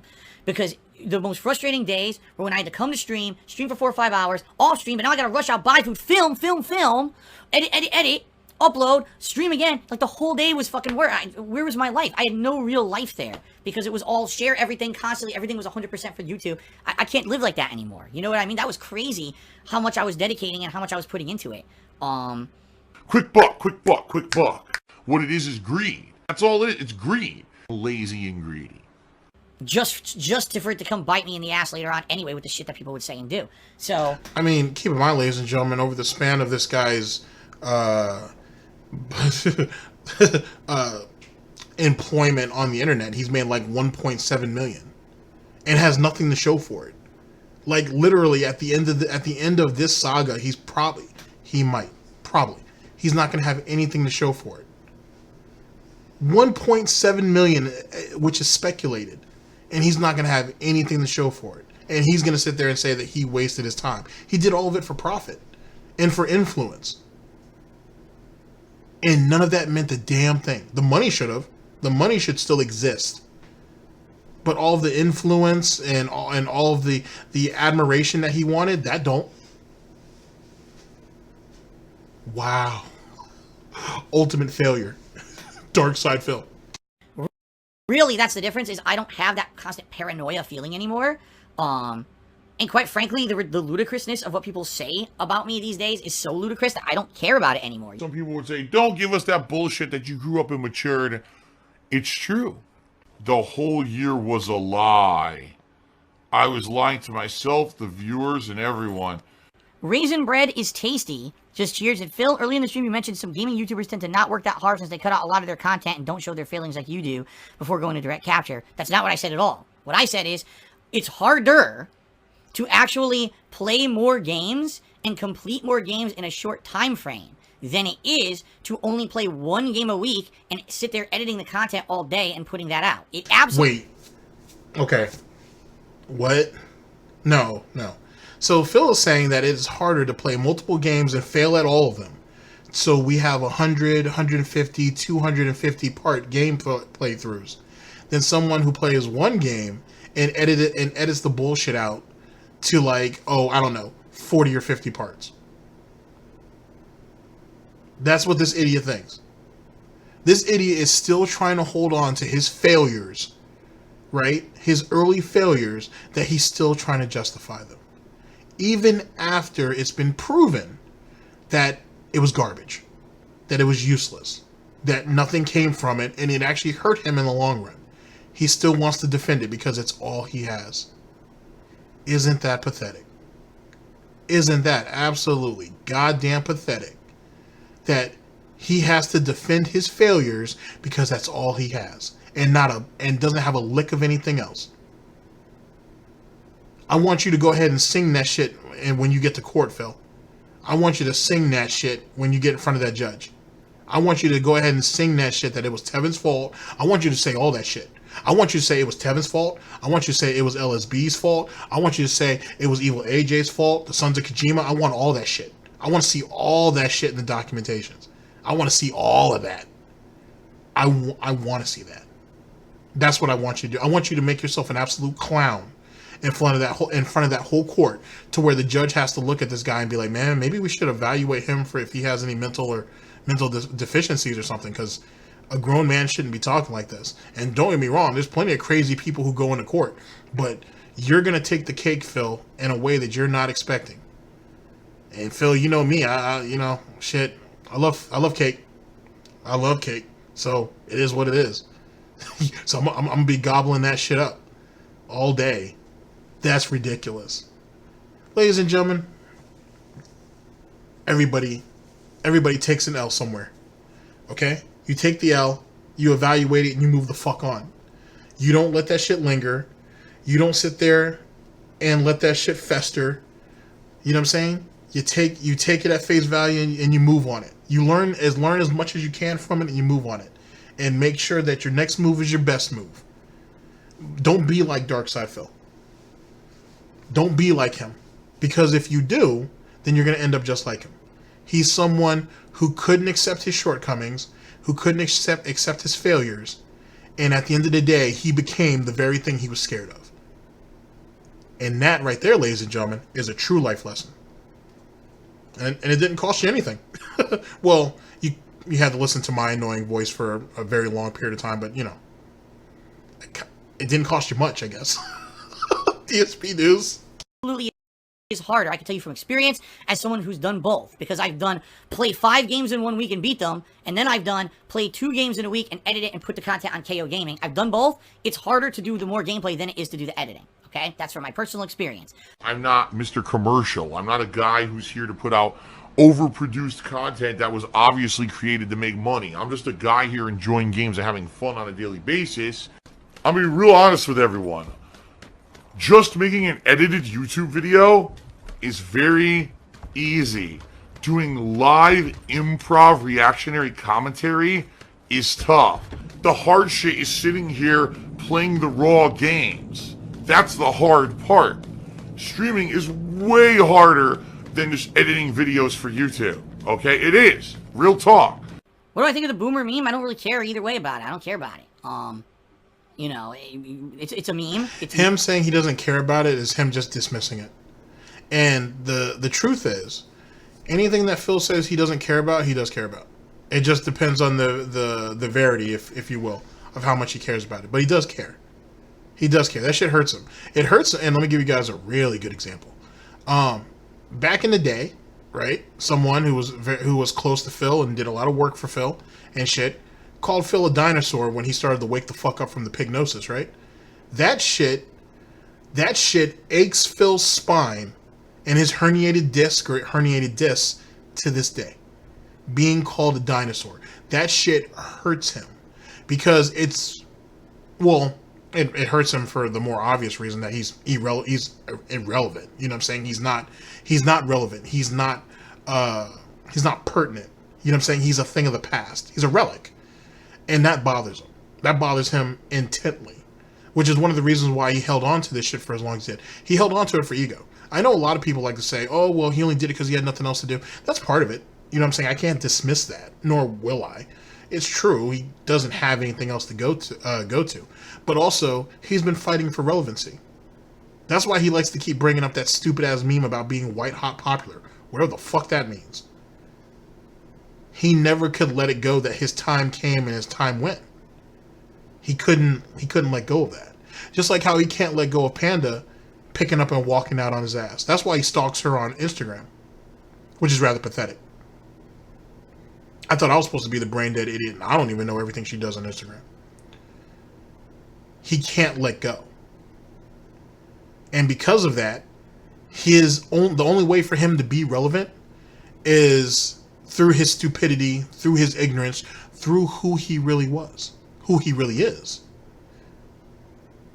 I mean, he may be one of the more pertinent lawlcows. And that's probably the most he'll ever get. That's what he'll be remembered for. He'll be up there on the Mount Rushmore of lawlcows, along with, definitely with Chris Chan. And then, who name two others. You know what I'm saying? There's a bunch of them. Amberlynn Reed will probably be, Amberlynn Reed should get one spot. Well, she'll actually get two spots, because that's how, whatever. You know what I mean? And then they'll fit somebody else somewhere on there. It is what it is. That's where he's going to be known for. That's what he'll be known for. Eventually, some of those other people are going to fade out. But Phil won't. His infamy will still carry the day.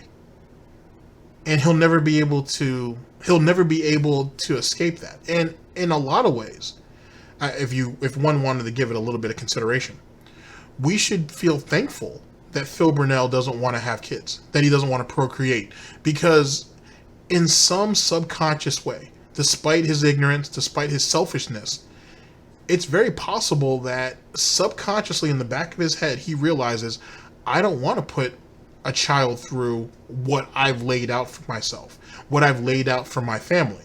Because you got to understand, ladies and gentlemen, everything he's done, he's embarrassed somebody that holds the Burnell name. There's no need to put a child through that. He's already embarrassed his mother and father. He's already put out their dirty laundry. He's already put out dirty laundry on his cousins and other family members and whatnot. No one wants to see a child go through that. You know what I'm saying? So, in some ways, we should commend him for not wanting to procreate. We should commend him. Because that's one less person that wouldn't have to suffer.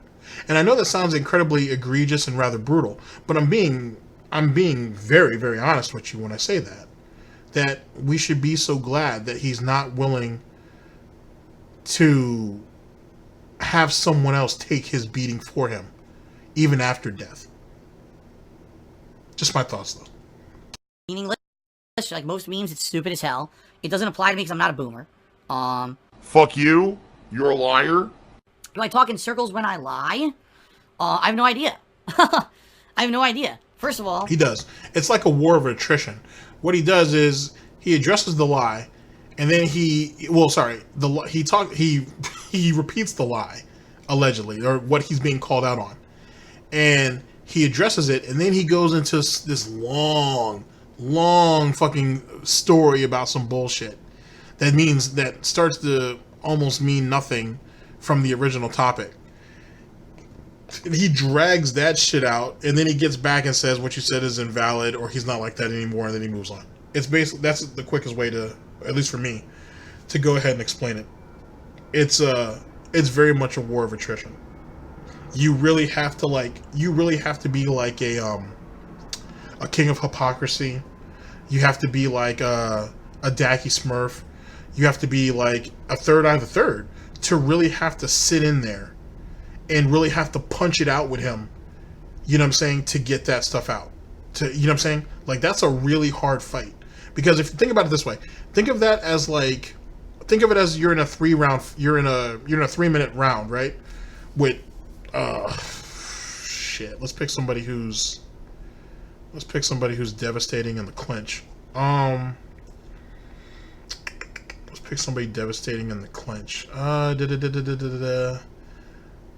Let's pick somebody from the classics though. Let's get somebody like that. Marvelous Marvin Hagler. Let's choose that guy. Let's do that. Just imagine Phil trying to get an honest answer out of Phil is like going around a 3-minute round with Marvelous Marvin Hagler, having you in the corner just throwing body shots at you while you're trying to block everything. Like, only thing you can really do is defend your head, because in truth that's the most important part, and you're just taking body blow after body blow and trying to defend every little uppercut he's giving you in the clutch, because you can't do much of anything else. That's kind of what it's like trying to get an honest answer out of Phil, unless you can hit him hard and fast from the jump, which catches him off guard and he can't lie to you. He kind of just has to accept it, gives you a bullshit excuse for it, and then moves on right away. Outside of that, that's what it comes down to. That's brutal. That's brutal. Watching Hagler do that shit is fucking crazy. Yikes. Or Tommy Hearns. Or watching Tommy Hearns fucking catch you in the clinch. That shit was ridiculous. Yikes. Yikes. Or just him having you against the ropes and shit and just constantly tagging your ass with them jabs. Yikes. It's like that. And imagine you taking that for 3 straight fucking minutes. Now, 3 straight minutes in the ring. For Phil, you know what I'm saying, the verbal aspect of it, for the verbal assault, if you will, is like 15 minutes. That's brutal. That's what it's like. He literally talks himself into circles. It's amazing. It's amazing, and yet at the same time, it's a coping mechanism. It's a way of defending himself. It's one of the few ways he can defend himself, to be honest with you. I remember Argent, right? I like Argent. He's a very good content creator. He's a good talker. He used to always comment. Well, I wouldn't say always, but he used to comment Phil on his ability to communicate. Right? Medicare has brought that up too. That Phil is a good talker. The thing is, though, is once you start getting, now this was years ago, by the way, but when you start getting into some of the subterfuge that happens now, it's dead air. It's virtually dead air. And like I said, if you don't hit Phil early and whatnot, and if you give him a chance to kind of actually fight his way out there a little bit, he'll literally turn it into a war of attrition. It's amazing. Silly, but amazing. If you're trying to sing, I wonder, Phil's talking in circles. Does that mean he's lying? Is this a mannerism of his that we may have noticed on stream? No. Because I'm not lying to you guys, so I don't know. If and when I lie, I would have to say, no, I probably don't talk in circles, because in reality, I don't lie that often. If I lie, it has to be for a very good reason, like protecting myself and my family. I had to lie. If oh, Phil. Excuse me. Phil, you have to understand that if you're lying to protect yourself and your family, that doesn't give you any more credence because you're protecting yourself and your family, right? At the end of the day, a lie is a lie. Like, you know what I mean? Like, there's very few instances that you can throw that out there with any type of real traction that could, that would be considered valid. And let's be perfectly honest with you, dude. I'm probably more intimate with Kat than you are. And Jasper, I mean, we all know Jasper's. We probably have a better idea of Jasper's history than you do. Or there's somebody out there who's tracking down Jasper's lineage. It is what it is. And then your actual family itself, Phil, I mean, come on, bro. If they weren't addicts, or if they weren't failures like you, or if they're not chain smokers, or if they're not cheaters and liars like yourself, then what else are they really worth, to be honest? So, who are we protecting, Phil? You've ousted the majority of your family. At one time or another. Just because you don't remember it, don't mean it didn't happen. You know what I'm saying? Just because on some of those early acts, the Kings, that you might have been a little bit, you might have been a little bit cranked up on that Tanqueray, you know what I'm saying, doesn't mean that it didn't happen or you didn't say it. So who are you really protecting, dude? You mean how you protected yourself and Catherine from the drunken peasants when you decided in those emails to go ahead and oust Catherine's past of alleged abuse and whatnot to Ben, to use that as a shield to not go on there? Is that how you're protecting yourself and your family, Phil? I mean, I can see how you're trying to protect yourself in a very pathetic sort of way, but were you protecting Catherine like that? Ousting up some of her past trauma to try to save yourself, to make yourself look good? I'm just asking. Because, you know, if that was my wife, right? If that was my, you know what I'm saying, soulmate and the love of my life, I don't need to bring up her past to justify why I'm going to or not going to come on to anybody's podcast. Matter of fact, my wife shouldn't even be part of that conversation. She's not planning on being on the podcast, so that's not a thing. So that's a man-to-man type thing, or a man-to-pig type thing. And you couldn't even do that. You weren't even man enough to stand on your own two hooves. Theoretically it's four, but you know what I mean. On your own two hooves, that you had to bring your wife into this. You had to bring your wife into this to shield you. But protecting his family, though, ladies and gentlemen. Lying to protect his family. Keep that in mind. About things because I had to protect my family, right? And in reality, if I had talked in circles when I lied about certain things, then people would have caught on to that. Like, for example, let's say... We did catch on to that. For example, all the time that people were asking me, am I going to get a cat? Are you thinking about getting a pet or a cat? And I or just, when people asked you about if you were going to get married, stuff like that. I know. I'm jumping the gun, ladies and gentlemen. Let him finish. No, we don't have one. Then come to find out I had one. I didn't talk in circles back then. You know what I mean? Like, or else, you know... So, yeah, I don't think so. He's quick to go ahead and abandon it because he fucked himself by even bringing up Jasper. I don't know why he even did that. That was one of the worst examples. But then what else was he going to go to? The marriage? Because remember, protecting himself and his family. He can't bring up Catherine because he lied about that too. So now we have to abandon the conversation altogether because I don't have no talking points. He doesn't have anything to stand on. Already neck deep in the quicksand. Can't even get out. I don't think there's any mannerism or anything that I have or anything like that. Sometimes I get wrapped up in a topic or whatever, and I'll end up talking in a circle. I know it happens, but it has nothing to do with like, oh, that's my tell of when you're lying or anything like that. I don't think so. So because you don't think so, it doesn't exist. Huh.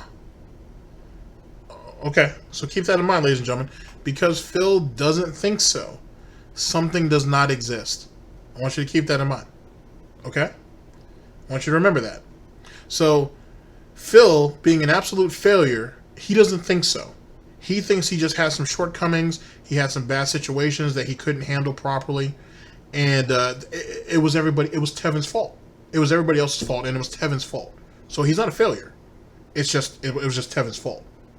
But that's because that's the point of view he's chosen to take. He doesn't want to look at reality. He just wants to see reality the way he wants to see it. Yikes. Jen tipped me $1 and says, in reality, I figured out your goat laugh is a tick. It might be. First of all, I don't really know what you guys mean by goat laugh. I mean, is that like ha ha ha ha ha like that, or I don't know which laugh it is that you're talking about. That sounds like a goat. You know, but maybe it is a tick. Maybe it's just something that I've adopted into my mannerisms over the years. Which he does that a lot with a lot of things. Which is a telltale sign of someone who is so uncomfortable with himself that he'll absorb other people's traits to try to make himself whole. You want a better example? I can do that for you. Look at his condo when he first moved in, and then when all the YouTube money came in. Because you know he's been to other people's houses before. He's told us about this. He's had friends who were rich or well off, or at least their families were. He saw they had nice stuff. They had things that they wanted. And Phil wanted that too. And when Phil was in somewhat of a position to obtain those things, he did so. He clout chased. He tried to play keeping up with the Joneses to make himself feel whole. But that right there is more of the physical realm. If you look at him more in his mentality, his mannerisms, he's inherited some of John's traits, some of Howard's traits, some of Panda's traits, some of Catherine's traits, I'm sure. He's absorbed from a lot of people. To the point where I don't even think he can actually identify who he is anymore. I don't even know if Phil Burnell actually even exists. Or is he nothing more than an amalgamation of other things? He's nothing more than a compost heap of other people. And that right there is kind of sad, to be honest. And it also makes him a rather amusing target, too. It's a shame, really. Yeah! Woo! Right up my ass, baby. I love it. Whoa! And then the low-key gay type tendencies he has, I think that right there is probably one of the more honest traits about himself. He just hasn't accepted it yet. And, you know, it's 2020, Phil. You know what I'm saying? It's 2020, Phil. You know, it is what it is. If that's what your end game is going to be, if that's how you really feel, you hiding it isn't going to help anything. I'm just throwing it out there. You know what I'm saying? It's like Tevin said, if anybody, no one should be surprised that at the end of his story, that ends up being a thing. So, and if it was, are any of us really going to criticize him for it? No. I'll criticize the fuck out of him for not accepting it sooner. But, you know, outside of that, it is what it is. I love that. Pain is pleasure. And see, he jokes about that so frequently, and he goes so in depth with that shit that it's hard to, you can't really shake it. Like, you know what I'm saying? Like, you can't shake the idea that, you know what? You know, really, Phil? You know what, Phil? It's, yeah. He just needs to accept it. That's all I'm saying. The scamming streamer, you know, psychopath or something. Didn't need to be $2. It said psychopath goes clown mode live. That's right. You know, that's what the Sith are. They're so evil. They're psychopath clowns. So that's what I got to do. I got to be the psychopath clown tonight. That's the role I'm playing. I'm an evil bastard. Straight Cash Homie just tipped me $50. Thanks for the money, stupid fuck. Hey, Phil, I sent the email about being a mod. I'm still down for it. Oh, okay. Did you send it tonight? Because I did not take a look at it yet. If that's the case, obviously. If you sent it previously, I don't know if I ever got it. So I'd say send it again. Thank you, Straight Cash Homie. I really do appreciate the generous contribution here tonight. It has been pretty slow. So it's nice that that you came by and you helped out. And like I said, email me. If you emailed tonight, no problem. I didn't see it yet. If you didn't email tonight, you emailed previously, I would suggest you email again because I probably didn't see it. Need more money. I need more money. Yo, I do need more. Slip of the tongue. Freudian slip. I do need more money. Freudian slip. Phil has indoctrinated children who send him money, blatantly milking for money. It's a money pit. It's gone. Just gone like that. In an instant. Fucking gone. I just care about money. I just can't help it. I eBay. Contributions are mandatory, but I need your help. I am appealing directly to you. All right, ladies and gentlemen, so this is where we go into our last tasty segment of the broadcast, and I'll see you guys literally, and then we'll get into the last video of the broadcast, so I'll see you guys literally in about a minute or two.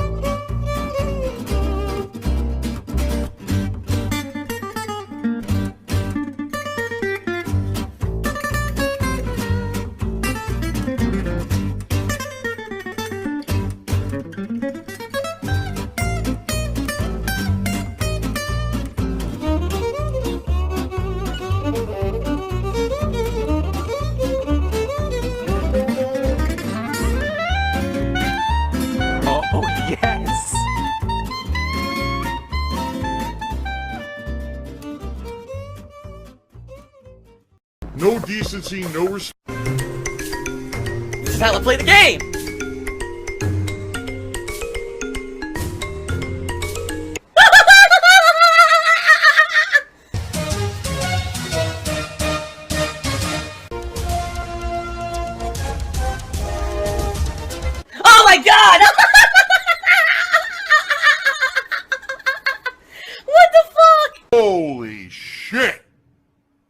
That is an epic fucking intro, dude. And I have to warn everyone.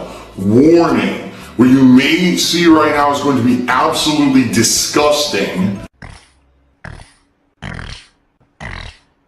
Sound good? Alright, that's... sounds good to me.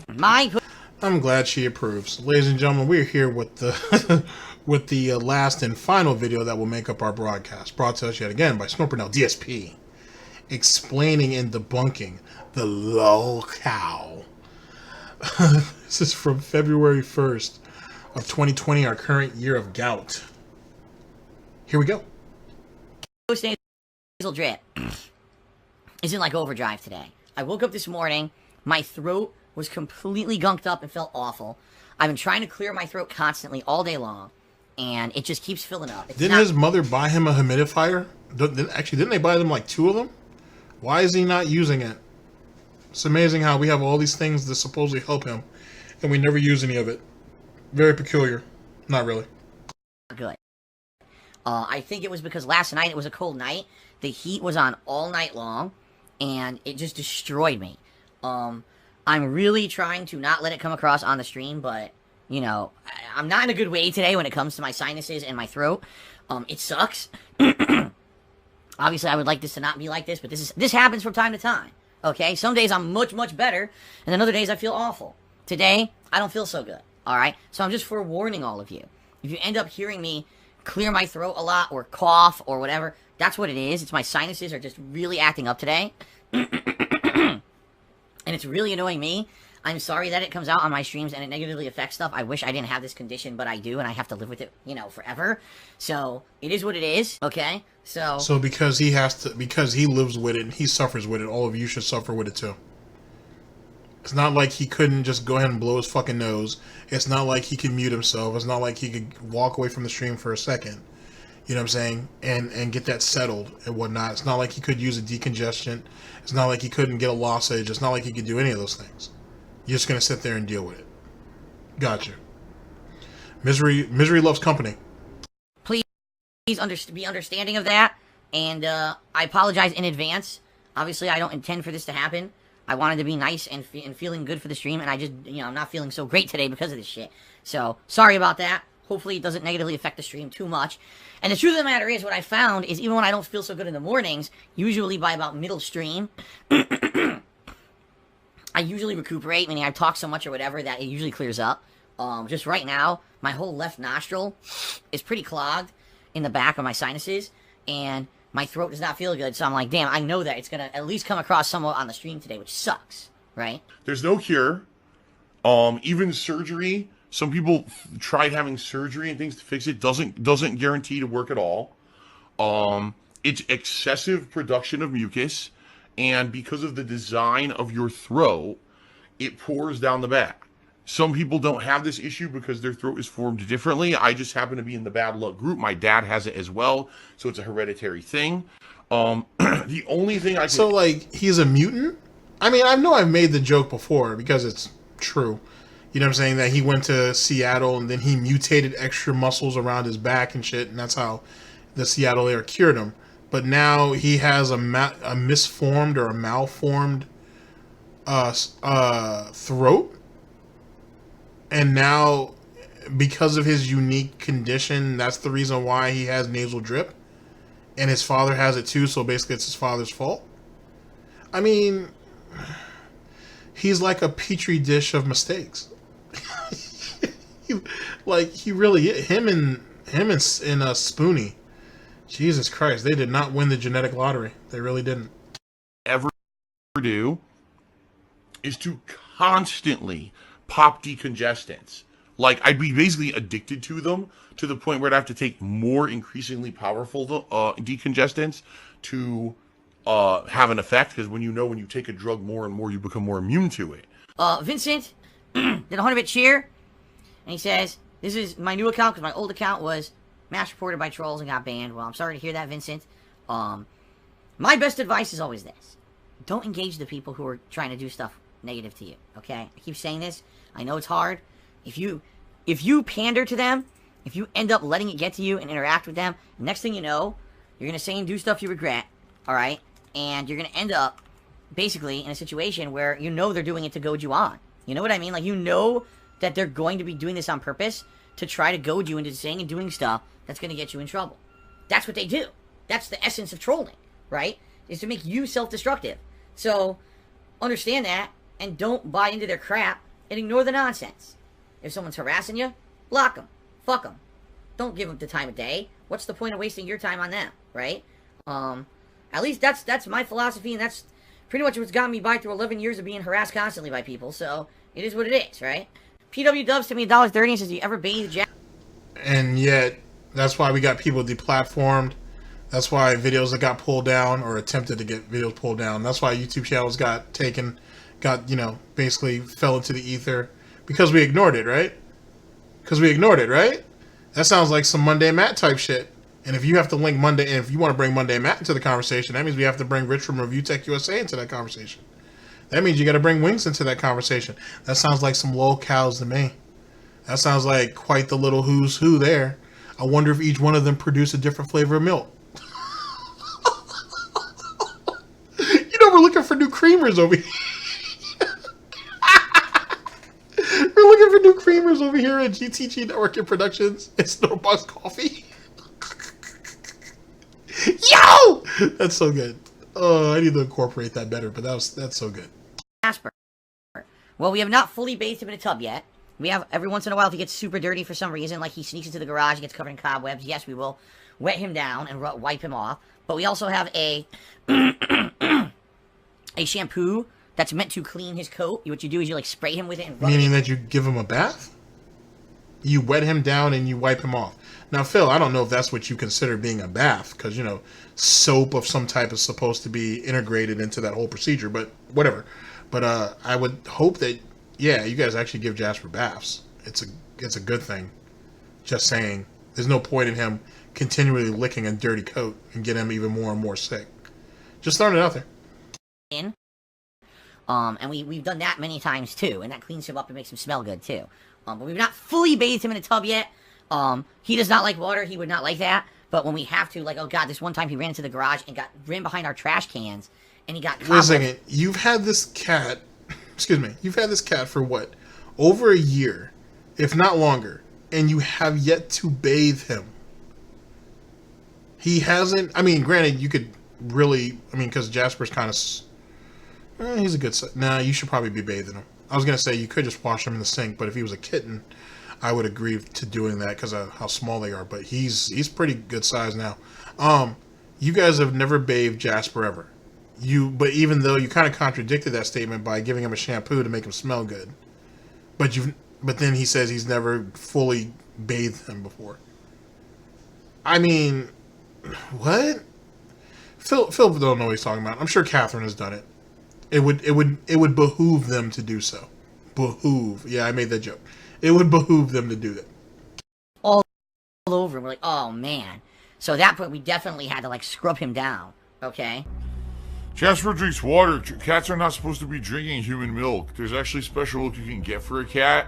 But if you just give it human milk that humans would eat, that's right, human milk. Milk from humans. You sick fucks. Oh my god. Those milk from humans, yeah. Oh my god, what is your problem?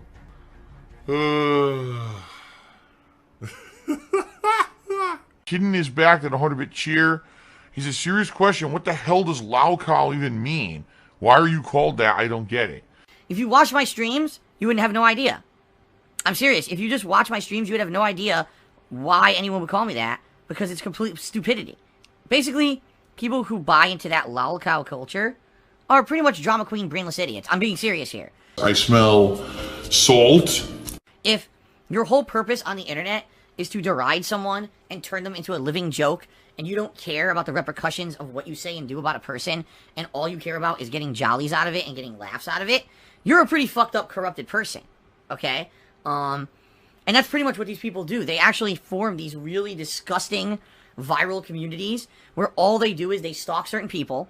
They do whatever they can to make those people look awful so that they can basically collectively laugh at them. Okay? And they call these lawlcows. Alright? Now, Dark side, fill the lawlcow. not to say that in reality, people who are selected for this designation don't have issues. All right. Admittedly, over the years, I have done many stupid things. I have done many dumb things. I have done many idiotic things that I now have publicly admitted were stupid because I got wiser and older and I realized that those things are very dumb. And I don't want to have that be my legacy. I want to let you guys know I've learned from the dumb shit that I did in the past. I'm a different person now. Wait, didn't he tell us, though, a couple broadcasts ago that he didn't care what his legacy was? Now, all of a sudden, he doesn't want to be remembered as a lawlcow. It's too late for that already. He's many, many, many years behind the 8 ball on that one. But he told us distinctly that he didn't care about what his legacy was. He was going to leave that up to other people. Other people have stamped him as grade A lawlcow. And now all of a sudden, we don't want that. Okay. Everyone tells me that, yes, if you watch the content now, you watch my streams, you realize I'm a much different guy, and all the better for it, right? But what these people like to do is they like to dwell on things of the past. They like to focus on things, moments of weakness, moments of failure, and act like that's the entirety of a person. And in reality, if you actually analyze it at a deep level, what you'll realize is the people that do this are very flawed in their own lives. They have their own shortcomings, they have their own problems, and when they sit there in a community that's, oh, this person's a lawlcow, let's all laugh at them collectively, they're doing it because it makes them feel better about themselves. It gives them an air of superiority. An air of superiority. Okay. I don't think I've ever looked at it that way, but okay. Air of superiority. Interesting. Salud. It gives them a feeling of, like, power, like, I'm better than that person.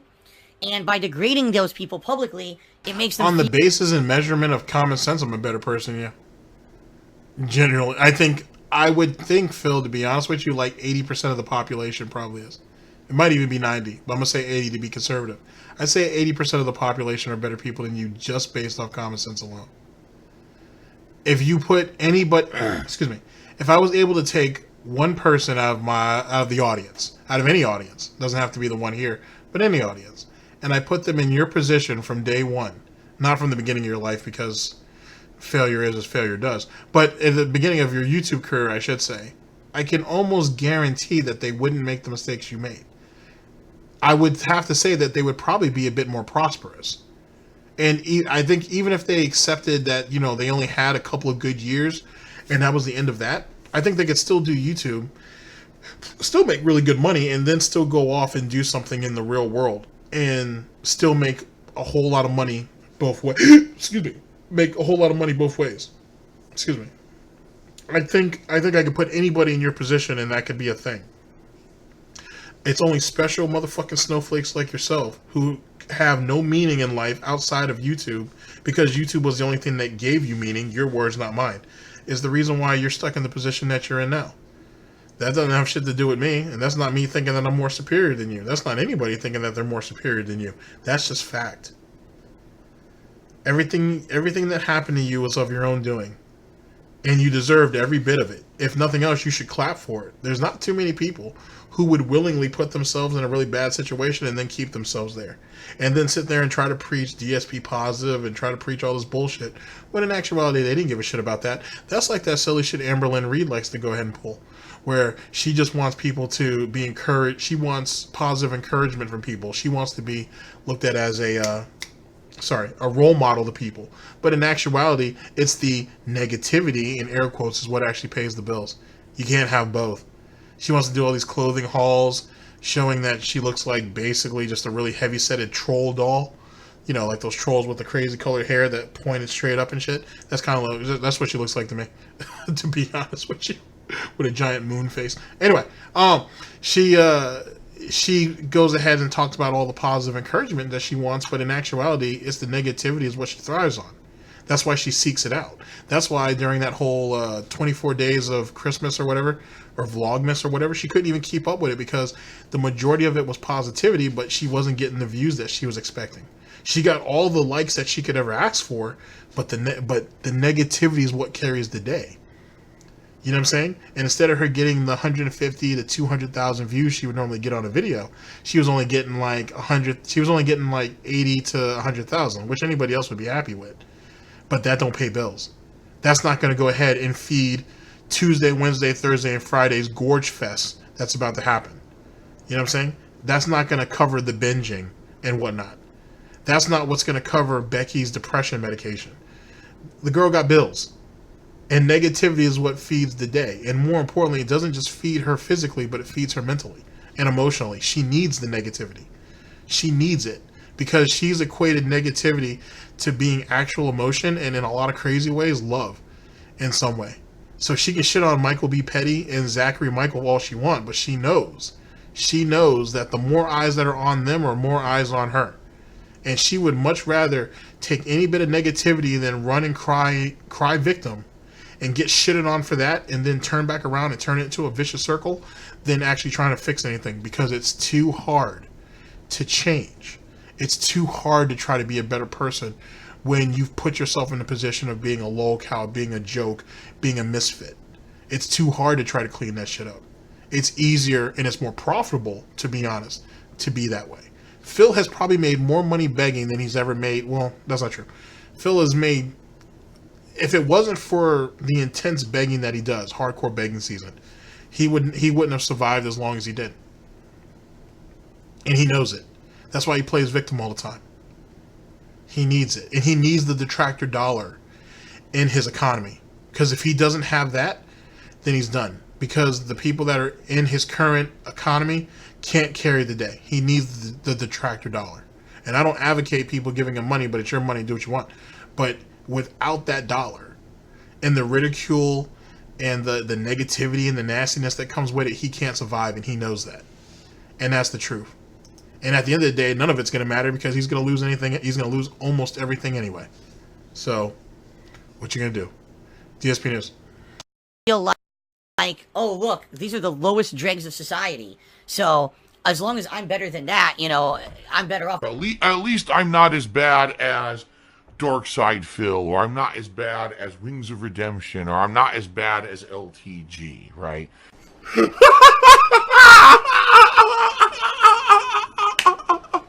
You make us the scapegoats for your own fucked up shortcomings in your own lives, okay? And the truth of the matter now, is... keep in mind, all three of them guys have shitted on other people at their high points, too. They did the exact same thing. I mean, shit, Low Tier God, for example, is legendary in some ways for him shitting on Boogie. Wings of Redemption is legendary, well, for a couple of reasons. One, his fucking outbursts of depression and shit, look here, listen, and all that nonsense. But he used to shit on other content creators back in the day, too. He took a lot of shots at a lot of people. You know what I'm saying? Especially when he was in a position to do so. So there's two lolcows down. You think I can go for a third? I think I can go for a third. When you think about DSP shitted on everybody. He tried to shit on everybody. Everybody. Content creators, smaller YouTubers, bigger YouTubers, anybody who he could get, publishers, game writers, developers, anybody he thought he could get his rocks off on, he did it. Except for Panda, of course. Yeah, I said it. He went ahead and took shots at all of them. And all of them were in, and the majority of that was when he was in a good spot. When he felt insulated and safe to do so. Now look at him. So it's almost like, ladies and gentlemen, that when they were in better positions, they went ahead and took shots at everybody that they felt like they could, or they felt like or whoever they desired to do so. Now that they're on the other end of it, though, now all of a sudden we're victims. Now all of a sudden, where's your sympathy and empathy? All of a sudden, you guys are bad people for doing that. Why didn't you guys learn from our mistakes? It's kind of a very fucking dishonest to say to say the very fucking least. I wish I didn't have half the stuff going on in my life that I do in regards to things like finances and the like that are all screwed up. There's nothing I can do about it. I got into the situation I did. I'm doing my best to get out of it. I'm trying to... No, you're not doing your best to get out of it. You're trying to take the easy way out, which is only going to hurt you even more. But we'll get to that when we get to that. Fun and entertaining gameplay streams for you guys on a daily basis with no drama. It's against But the if rules. you were doing fun, entertaining gameplay streams with no drama, wouldn't you have made more money by proxy? Wouldn't more money supposedly get you out of the problems that you're in financially? No, they wouldn't, because you wouldn't have curved your spending. One of the major issues with DSP and this whole bankruptcy situation is the dumbass didn't want to curve his spending. He wanted to continue to live the lifestyle he wanted to live on a declining income, and that's what happened. He is the quintessential irresponsible individual, especially financially. He wants to live the life that he wants to live, despite the fact that he can't afford it, despite the fact that he has no real way of paying for it now, but he'll charge it and try to figure out something later. And it came back to bite him. He is quite literally the motherfucker who tried to ice skate uphill. That's what happened. That's what happened. And then next thing you know, the amount that he was putting in his snout, he wasn't actually producing that anymore. So whatever he was taking in, whatever was going into his gullet, he owed 3 times that. And he had no idea of how he was going to pay for it. So he begged. So he went online and made a complete and total buffoon of himself to get this quick money and still wanted to live his lifestyle. So he had to choose. Am I going to go ahead and put myself further into debt, which is the reason why I'm begging in the first place? Or do I want to continue to live the lifestyle I want to live and flex on all these other people and tell them how they're losers, how they're jealous of me, how they're envious of what I have, despite the fact that I own nothing. Everything that I have belongs to somebody else, or it's junk that I don't even give a shit about. I just haven't told you guys yet. That's what the real situation is. That's what the reality is. He can go ahead and flex this and twist it any way he wants to make himself feel better. But that's the truth. Tevin didn't put him into debt. Sons of Kojima didn't put him into debt. Dragon Killer, or also known as DSP Archives, didn't put him into debt. The Outsider didn't put him into debt. You know what I'm saying? Take your pick. None of those people put him into debt. You know what I'm saying? He put himself there. He put himself there. And he kept himself there. Because he thought that enough people loved him and cared about him that they would get him out. And while they're trying to dig him out of that deficit, he still wanted to live his lifestyle, or live the lifestyle he wanted to live. And so he spent his money towards that, believing that these idiots, these suckers, were going to dig him out. And he didn't care how deep the hole went, because eventually these idiots are going to get him out. And then he couldn't curb his spending. Then his spending became an addiction. Then his drinking started to catch up to him. You know what I mean? Well, his drinking had always caught up to him. All these things started to work into the perfect storm of failure, and he just couldn't figure out a way to get out. He wants to go ahead and hide behind the lawlcow type shit, and he can do that if he likes, if it makes him feel better, if that's what'll help him go to sleep at night. But the reality is, when he wakes up the next morning, people like myself are going to be there to laugh at him and say, you're still a failure. You were a failure last night. You were a failure 12 hours ago. You were a failure 9 hours ago. You were a failure 6 hours ago. You were a failure 3 hours ago. You were a failure 2 hours ago and 20 minutes. 2 hours and 20 minutes ago. You were a failure the moment you woke up. You were a failure the moment Kat looked at you. You were a failure the moment Jasper pissed on you. You were a failure the moment you got up to take a piss. You were a failure the moment I got up and took a piss. That's just how it worked. You were a failure the moment that Milf and Cookies went downstairs and make me pancakes. You were a failure the moment that Seidella couldn't reach for his WD-40 because I put it on the top shelf instead of the middle shelf. You've been a failure just whenever. Anytime I open my mouth, you're a failure. You'll never be able to stop that. That's the reality. And that's never going to change. And you can go ahead and make all the sob story you want. You can tell the judge whatever the fuck you want to tell him. You can tell your lawyer whatever you want to tell him. That's the reality. Go ahead and submit this into evidence. Submit this shit into evidence. DSP News. Even do dramatic shit on the streams. So how you can categorize someone like that as a lawlcow makes no sense, because in essence, what they're trying to say is these people's lives are a mess. They're basically like dumpster fires. And it's a comedy of errors to even watch them do anything. And they're like train wrecks, and you can't look away because their life is a train wreck and blah, blah, blah. Oh, how does that equate to me? I'd like to know. How does that equate to you?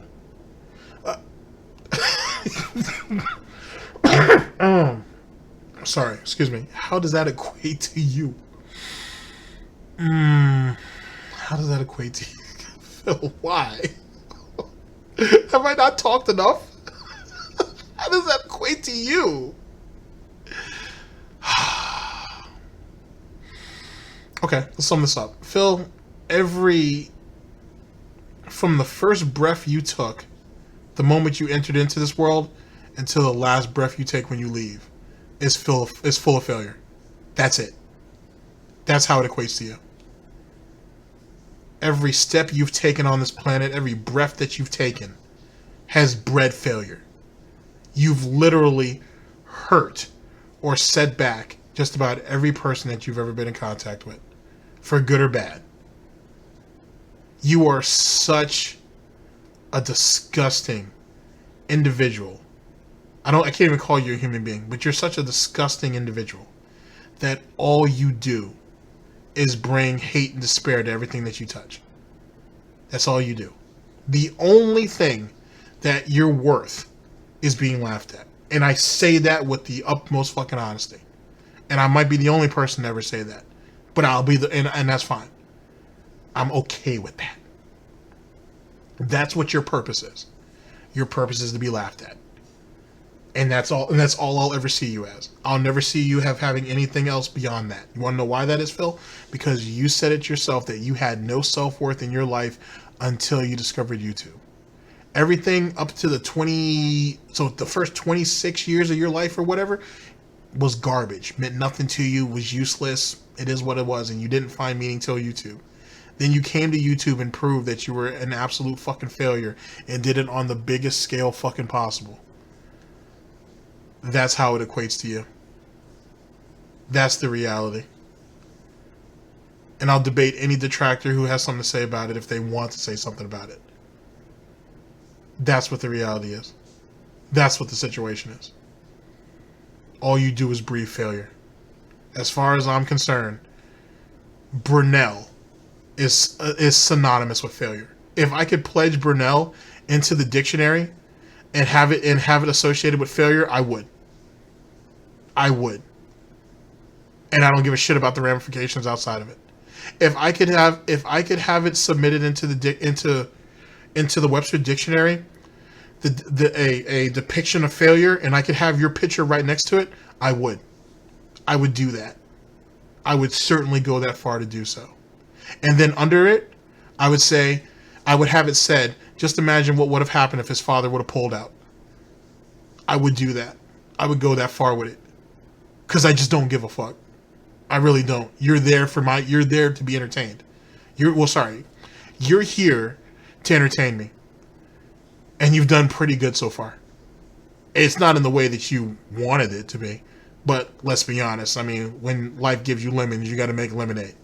And since I have to do the majority of the work anyway, it's not really work, but you know what I mean. Since myself and everybody here have to do the majority of the work, I mean, I think it's a fair trade. That's what the situation is, Phil. That's how you're lulled in there with everybody else. I don't think I could express it any more brutally. Well, I could, but I'm gonna try to be generous about this because we're starting to wind down and everything. So I feel like I feel compelled to give you just a little bit of sympathy at the end of this. Just a little bit. It's a little bit. But that's how you're equated in with the rest of them. You have fought, and not even a good fight, by the way, but you have fought for the last 11 years to try to legitimize your success online and to try to prove that you weren't a waste of fucking life, and all you did was prove the latter. Or no, all you did was prove the former, sorry. All you did is prove the former. That you are a failure. That if it wasn't for you coming on YouTube when you did, who knows where you'd be. How, if you didn't groom little Panda before she turned 18, or if you didn't hit, allegedly, or you didn't hit if you didn't hit Catherine with that sob story of being an alcoholic, allegedly, you wouldn't have had neither one of them. Yeah, I think that's kind of how you're lulled into that situation. I don't think it gets any more expressive than that. But please, fight some more. Please, make it more entertaining for me. Because if you watch my streams, you have fun. It's a good, entertaining stream. Every once in a while, sure. You know, something happens and maybe I need some financial help or something, and I'll let you guys know. And you guys usually are very generous to help me out. And then we move on, right? It's not like every stream here is a 3-ring toxic circus. It's not. It's complete stupidity to believe that, but this is what these morons do, is they will spin every day's stream into something toxic and negative that it's not.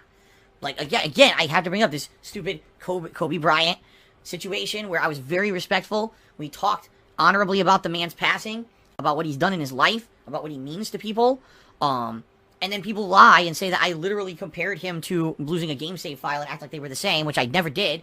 That's just shitheads trying to say I'm a lawlcow, when in reality, that's them lying to try to push their own narrative. Okay? So, if you wanted to look back at my history and say, yeah, 10 years ago, Phil used to do the most cringeworthy shit, you're absolutely right. And by the way, 10 years ago... So, not over the span of 10 years, but only 10 years ago, he did cringeworthy shit. I'm sorry, last time I checked, he didn't go ahead and squeeze out piglets, right, on a pre-stream 10 years ago. Last time I checked, right? Right? Last time I checked, it wasn't 10 years ago when he put his fiance's mental issues out there for profit, right? That wasn't a thing. That wasn't 10 years ago. Last time I checked, 10 years ago wasn't when he ripped off all those kids of Project 7. Right? Right? Last time I checked, 10 years ago wasn't 10 years ago when he said that his mother and father were sleeping around on each other and they were using him in their argument to try to justify it. I don't believe that was the case. That wasn't 10 years ago. Last time I checked, it wasn't 10 years ago when he came out there and said that his cousin's a drug addict and he didn't know what the hell happened to her and he didn't really care because he had his own problems. That wasn't a thing. That wasn't 10 years ago. Last time I checked, it wasn't 10 years ago when he said that her parents were druggies and whatnot. And I don't remember that being 10 years ago either. All that happened within the last 10 years. 10 plus years. It wasn't all 10 years ago. It wasn't like Phil's first year on YouTube is when he was the lawlcow. And it all began and ended there. Last time I checked, it wasn't 10 years ago when Evil AJ made This Is How You Don't Play. And Phil sat there on his fucking love seat. Or, well, his couch. Sorry. At that time, it was his couch. And said that he was afraid that he was going to come to his house and murder him. That wasn't the case. Should I keep going? I can if you want. Unlike Phil, I got a whole lot of endurance. So, you know, we can do that if that's the thing. No? Okay. Yeah, just trying to drive the point home. I was very popular for doing it. Now, in 2020, things are very different, but they don't want to acknowledge that. Instead, they just want to go back to the same hackneyed arguments, the same horse shit, because they want to keep pushing their own narrative so they feel good about themselves. So if you want to know the truth about the lawlcow community, here's what it is. A bunch of very, very insecure people who in their own lives basically feel like they have the need to degrade others so they can feel like they're legitimate people. Alright? That's why they do it. Because if the truth of the matter is, if they had full positive lives, full of energetic and fun stuff, they wouldn't need to degrade other people. The people who need to degrade other people are people who actually have their own feelings of, they don't have a high feeling of self-worth, or they feel like they're inadequate. So let's degrade everyone else to look worse than us so that we still feel good about ourselves. Alright? That's the kind of people that do negative, toxic shit on the internet. So, you know, to me... But you still, not only have you admitted to doing that before, so as SnortBucks said, you are describing yourself, but you still do that now. If anything, the majority of the victims of that are within your own fan base. So, how are you any better than the rest of us?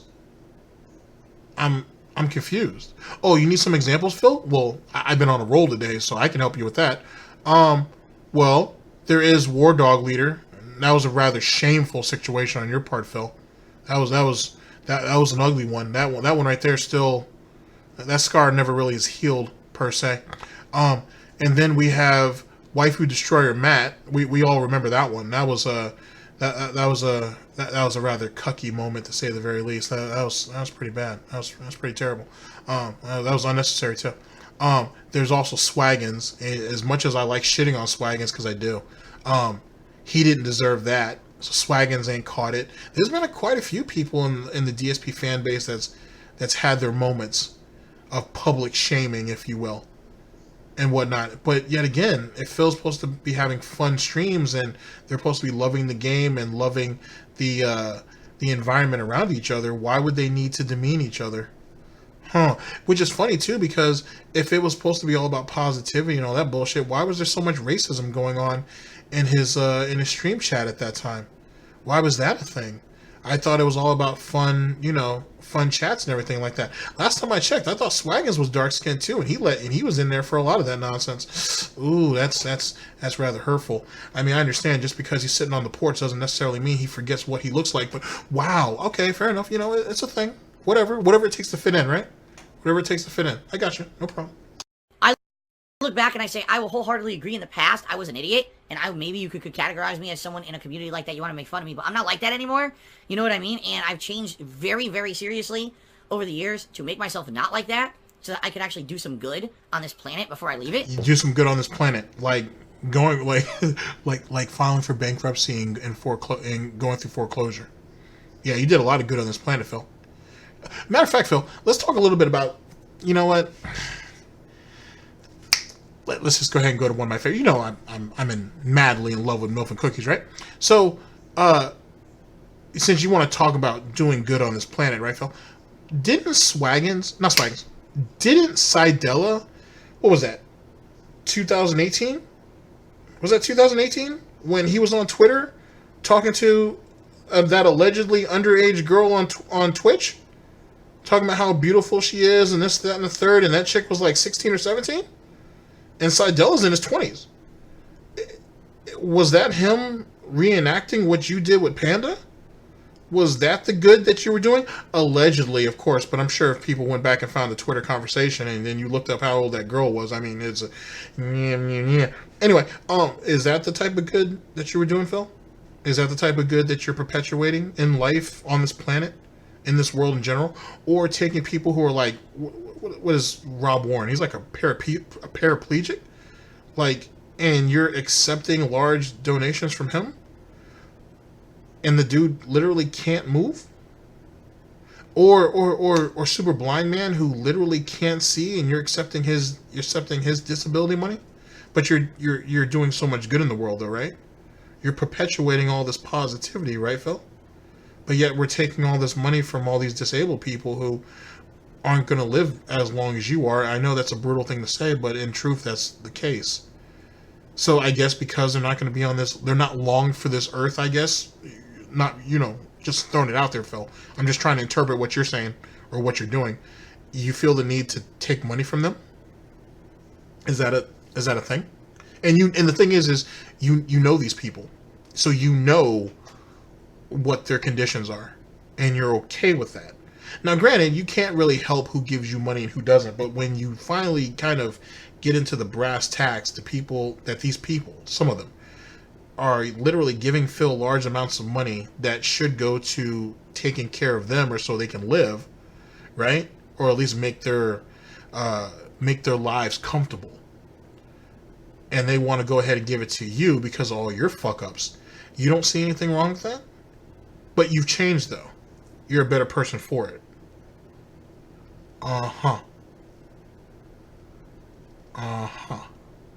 Okay, sure. What?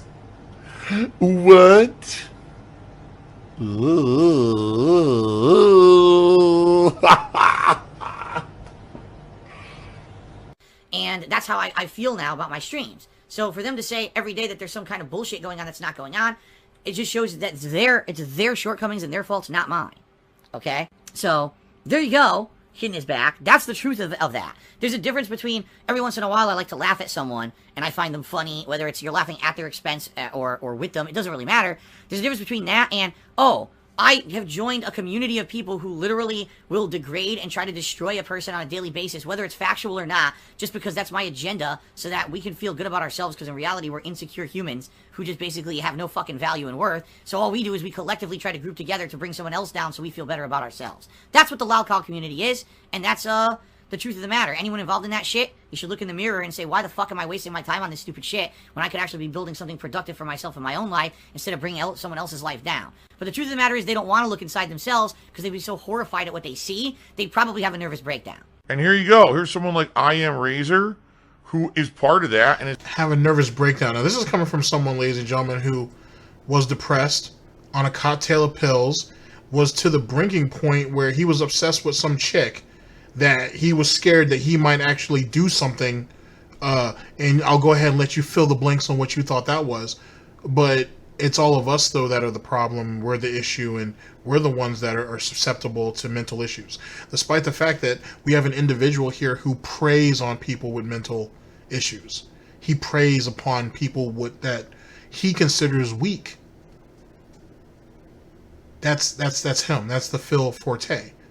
He has a taste for weak women. He has a taste for weak individuals in general, whether mentally or physically. He has an affliction for people who are weak of character. But all of us are the ones that have the problem, though. We're the ones that have the issue. Okay. Sure.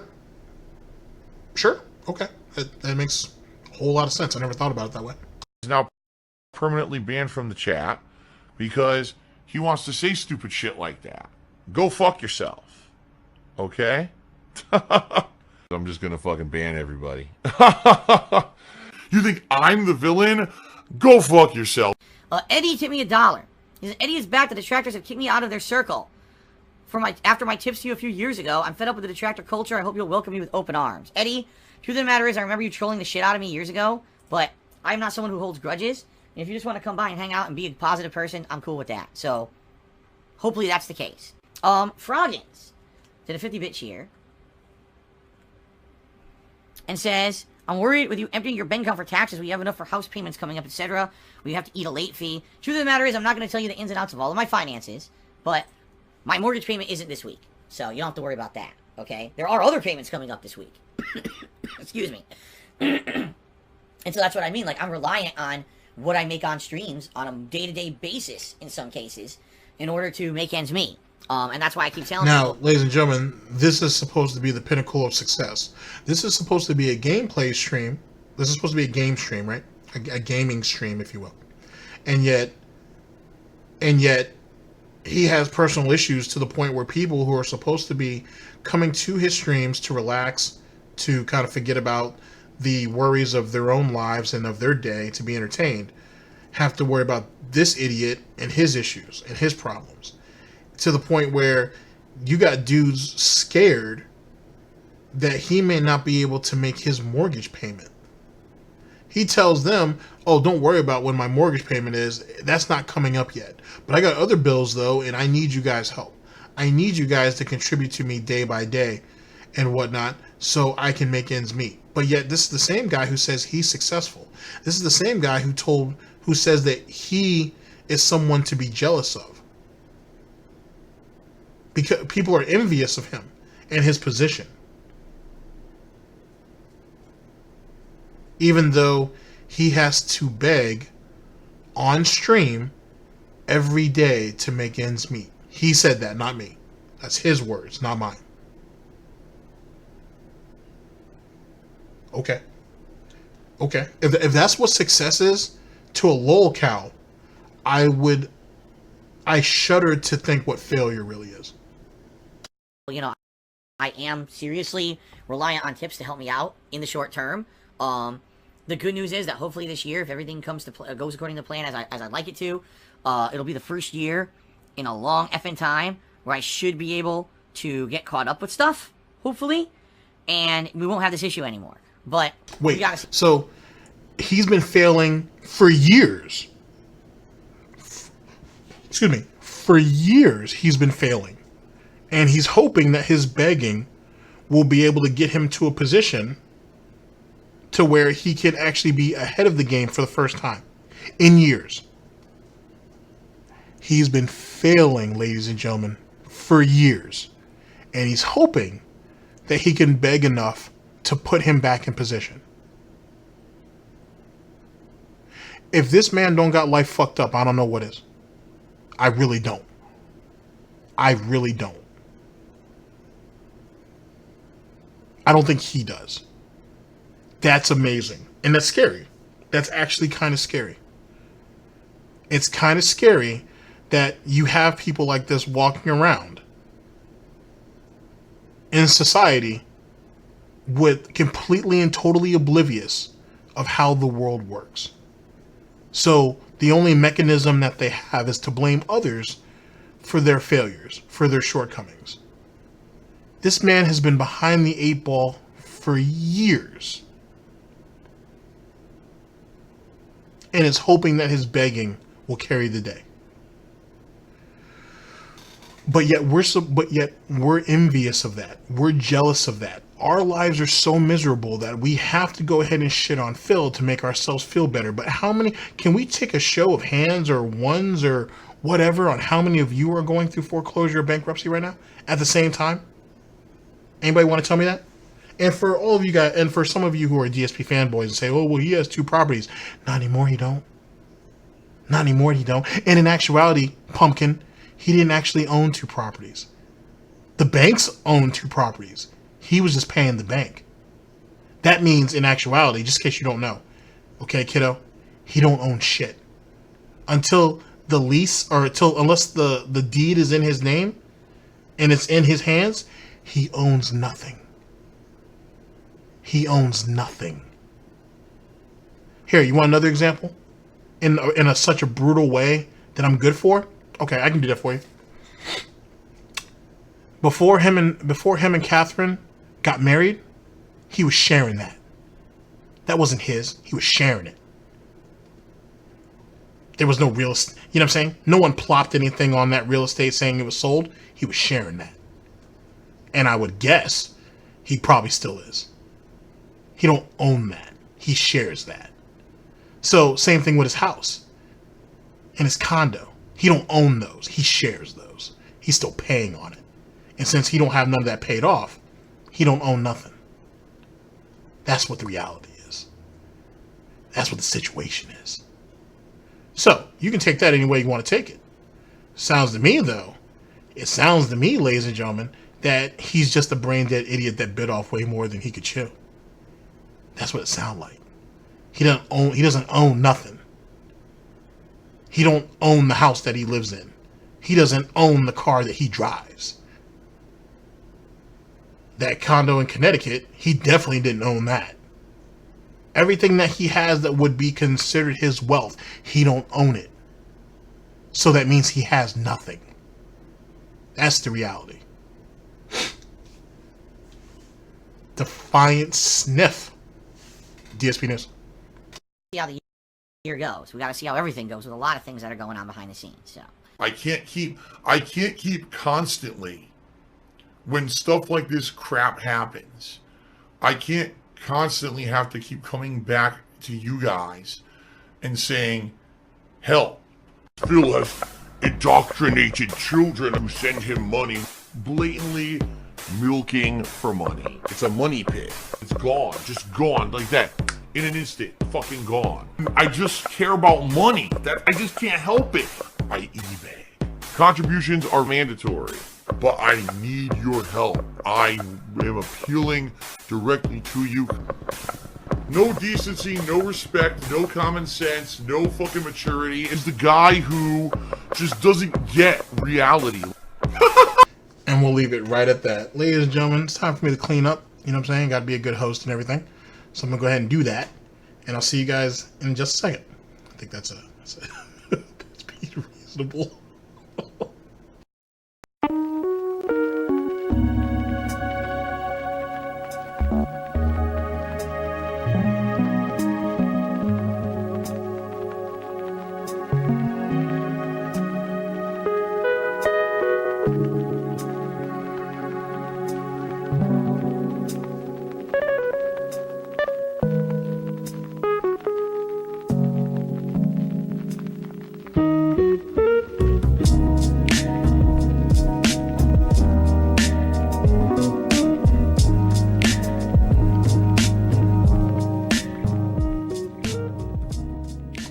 Okay, ladies and gentlemen, I've said some very, very harsh things today. The harshest things I've ever said? No. Some pretty harsh stuff, though. And I'm very unapologetic in what I say. At least as it pertains to this broadcast, anyway. Because there has been some times that I've gone a bit overboard. And I don't mind explaining myself if you feel like something has touched a serious nerve and whatnot. I don't have a problem with doing that. Because I usually don't mean it to that extent. But I've been rather brutal. And the reason why is because, one, I had been sick and I hadn't been able to record. And two, because when this bankruptcy thing, Phil, when I get into that, oh, I have an entire fucking wonderland of shit waiting for you, buddy. I've got an entire fucking wonderland of shit. So make sure that you're ready with that thumbs down, because I'm expecting it. I need it. I need it. Okay? Just like how you need Jen and WWE championships, I need that dislike. I need it. So don't get stingy on me. I know you don't like paying people, but don't get stingy on me. Ladies and gentlemen, first off, thank you to Snort Burnell. I very much appreciate it for bringing us all of this. What are my initial thoughts? Excuse me. What are my initial thoughts? And let's go ahead and give our final thoughts, I should say, and round all this up. Okay. Yet again, thank you very much to Snort Burnell. Okay, complaining about the 2017 Vibe meme. It's whatever. He values anything that Phil says, assume that it's a lie or it's meaningless. That's what I do. And you'll find that it's just the reality. It's just the reality of things. It is what it is. If he doesn't remember it, then it was probably a lie. Let's see, better than the Thots. He is a thought. So, and even though there are grades of thoughts, you know what I'm saying? There are categories of thoughts. He's still a thought. Paypigs and slow nights. Oh well. You can't bleed somebody every fucking day. You can't expect someone to come to you if you stream every day, twice a day. You can't expect someone to show up to your stream twice a day and give you $100 each and every stream, 6 days a week. That's nonsense. And so with that being said, you can't expect 300 people to do that every single day either. You can't expect that, but Phil does. And it's that type of absent-mindedness is the reason why he's in the financial straits that he's in. He really feels like people owe him. And at the end of the day, at the end of this whole bankruptcy foreclosure thing, watch him start to go ahead and slowly but surely shift the blame for his shortcomings and his failures onto the very people who put him where he's at. I mean, put him where he's at in his quote-unquote popularity and all that bullshit. Those people who supposedly stand up for his legacy. Wait until that shit happens. Wait until those people start catching shade for his failure. Because at the end of the day, he's running out of people to blame. So he needs to blame somebody. With that being said, let's see. No more blind playthroughs. Yet again, a very pathetic attempt from a very pathetic person who can't be man enough to stand up on his own too. And play the goddamn game. That's what the playthrough's for. If I wanted Popsicolo to make something fucking amazing in Minecraft, I think that's who that is, then I would just go to his stream, or I would ask him to stream and I'd watch that shit over there. He knows what he's doing. He already has the outline. You know what I'm saying? And the fact that you had to beg him on Twitter to be like, please don't leave, I won't be able to do anything without you, is fucking sad. And I hope he saw that too. I hope he realized that it was sad that, because I don't know how old Popsicolo is. I think it's Popsicola. Or, was it Popsicola? No, it's not Popsicola. Sorry, my bad. Whoever it is that does the Minecraft shit for DSP, who does the whole layouts and everything for him. If that guy right there didn't come to the realization that Phil is fucking useless, right? And he has nothing to offer you. And he has really nothing to offer anybody. And Phil was willing to give up Minecraft if that dude actually ended up leaving, should tell you wholeheartedly what Phil's worth. Because in truth, I don't even watch Minecraft to watch that dumb shit. If I'm watching Dark Dave Mirrors, LSB, or Tevin, I'm there for fucking gold dust. That's what I'm there for. And for the most part, he delivers. Outside of that, I don't give a shit about what he's building. I don't care. I don't care because Phil don't care. Phil don't care because Phil don't put no time or real effort into it or any outlines. He had to go to somebody else to get it all done. And then he put it out there and then was like, give me my participation badge because I was the one who built it. But Phil, that guy gave you the outline and told you how to do everything. Yeah, but that's his job though. But I was the one who actually built it, so you got to give me something too. You got to give me praise because, you know, and you can give him praise secondary, but you got to give me praise off somebody else's work that most of the time he wouldn't even acknowledge anyway. He only started to really acknowledging dude when dude was about to leave. Whatever. Whatever. I don't feel paranoid anymore. Hey Phil, you still got that not battle axe. You still got that axe next to the front door? You still got that second one next to your bedroom? Yeah, you're paranoid. Shut the fuck up. Let's see here. And I don't talk in circles when I lie. That's a good joke. That was probably one of the best jokes of this broadcast. And then exploring and debunking the lawlcows. He didn't debunk or do anything. He if nothing else, he explained why lawlcows exist, and he explained why people laugh at those lawlcows. The thing is the way he justifies it, as if the way he tried to justify it is completely out of whack. And it's that type of it's that type of mental self-masturbation is the type of silly shit that people who get other people deplatformed and then run around and act like they're standing up for other people and their copyrights. It's that type of hypocrisy.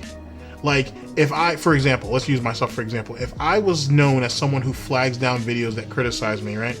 And then later on, I come to, someone tries to do that shit to me, and then I make a big fuss, and then it gets all this attention, right?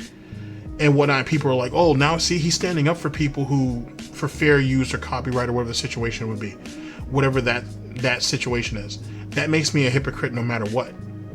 Because I engaged in the very same acts that I'm now pissed off about that someone's trying to do to me. That makes you a hypocrite.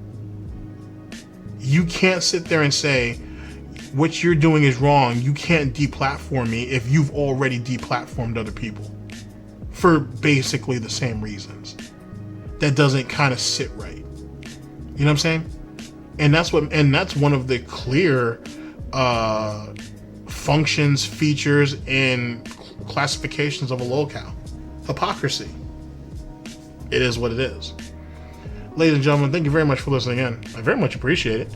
And if things go well, the next couple broadcasts are going to be pretty great, ladies and gentlemen. And then I got some then we're going to have a couple special broadcasts in there too. I got a lot of catching up to do when it comes to all this nonsense. So that's a thing. So look forward to that. And then, like I said, we'll be changing over to the new, to another rollout. So that's something cool. Chio18 has been working very diligently on this, so I hope you guys really like it, as well as Sunspot Gallery has worked very diligently with what he was doing, so hopefully you like that too, and so on and so forth. I very much appreciate all of you, to be honest with you, because this is a lot to deal with. But I very much appreciate you guys sticking in there and whatnot. But then again, I also appreciate you guys giving other people chances. And like I said, you have Rob and Zephyr, you have Base Oslo, you have James the Lesser, Agent Proper. You have a bunch of people out there who are making some great content and whatnot. Sunspot Gallery, Paul. There's a bunch of people out there that's making some really great content. Not just DSP shit, but just great content in general. So I very much appreciate you guys giving them all that opportunity that you've given me, because it means a lot. It really do. Because how long I'm going to be around is debatable. But these people have real talent. And so they're going to be around, well, at least I hope so. They're going to be around for a very long time. Especially to the fact that at the end of the day, I started off as a fan, and I kind of like the idea of ending as a fan. You know what I mean? So these are going to be the people who are really going to carry the day later on.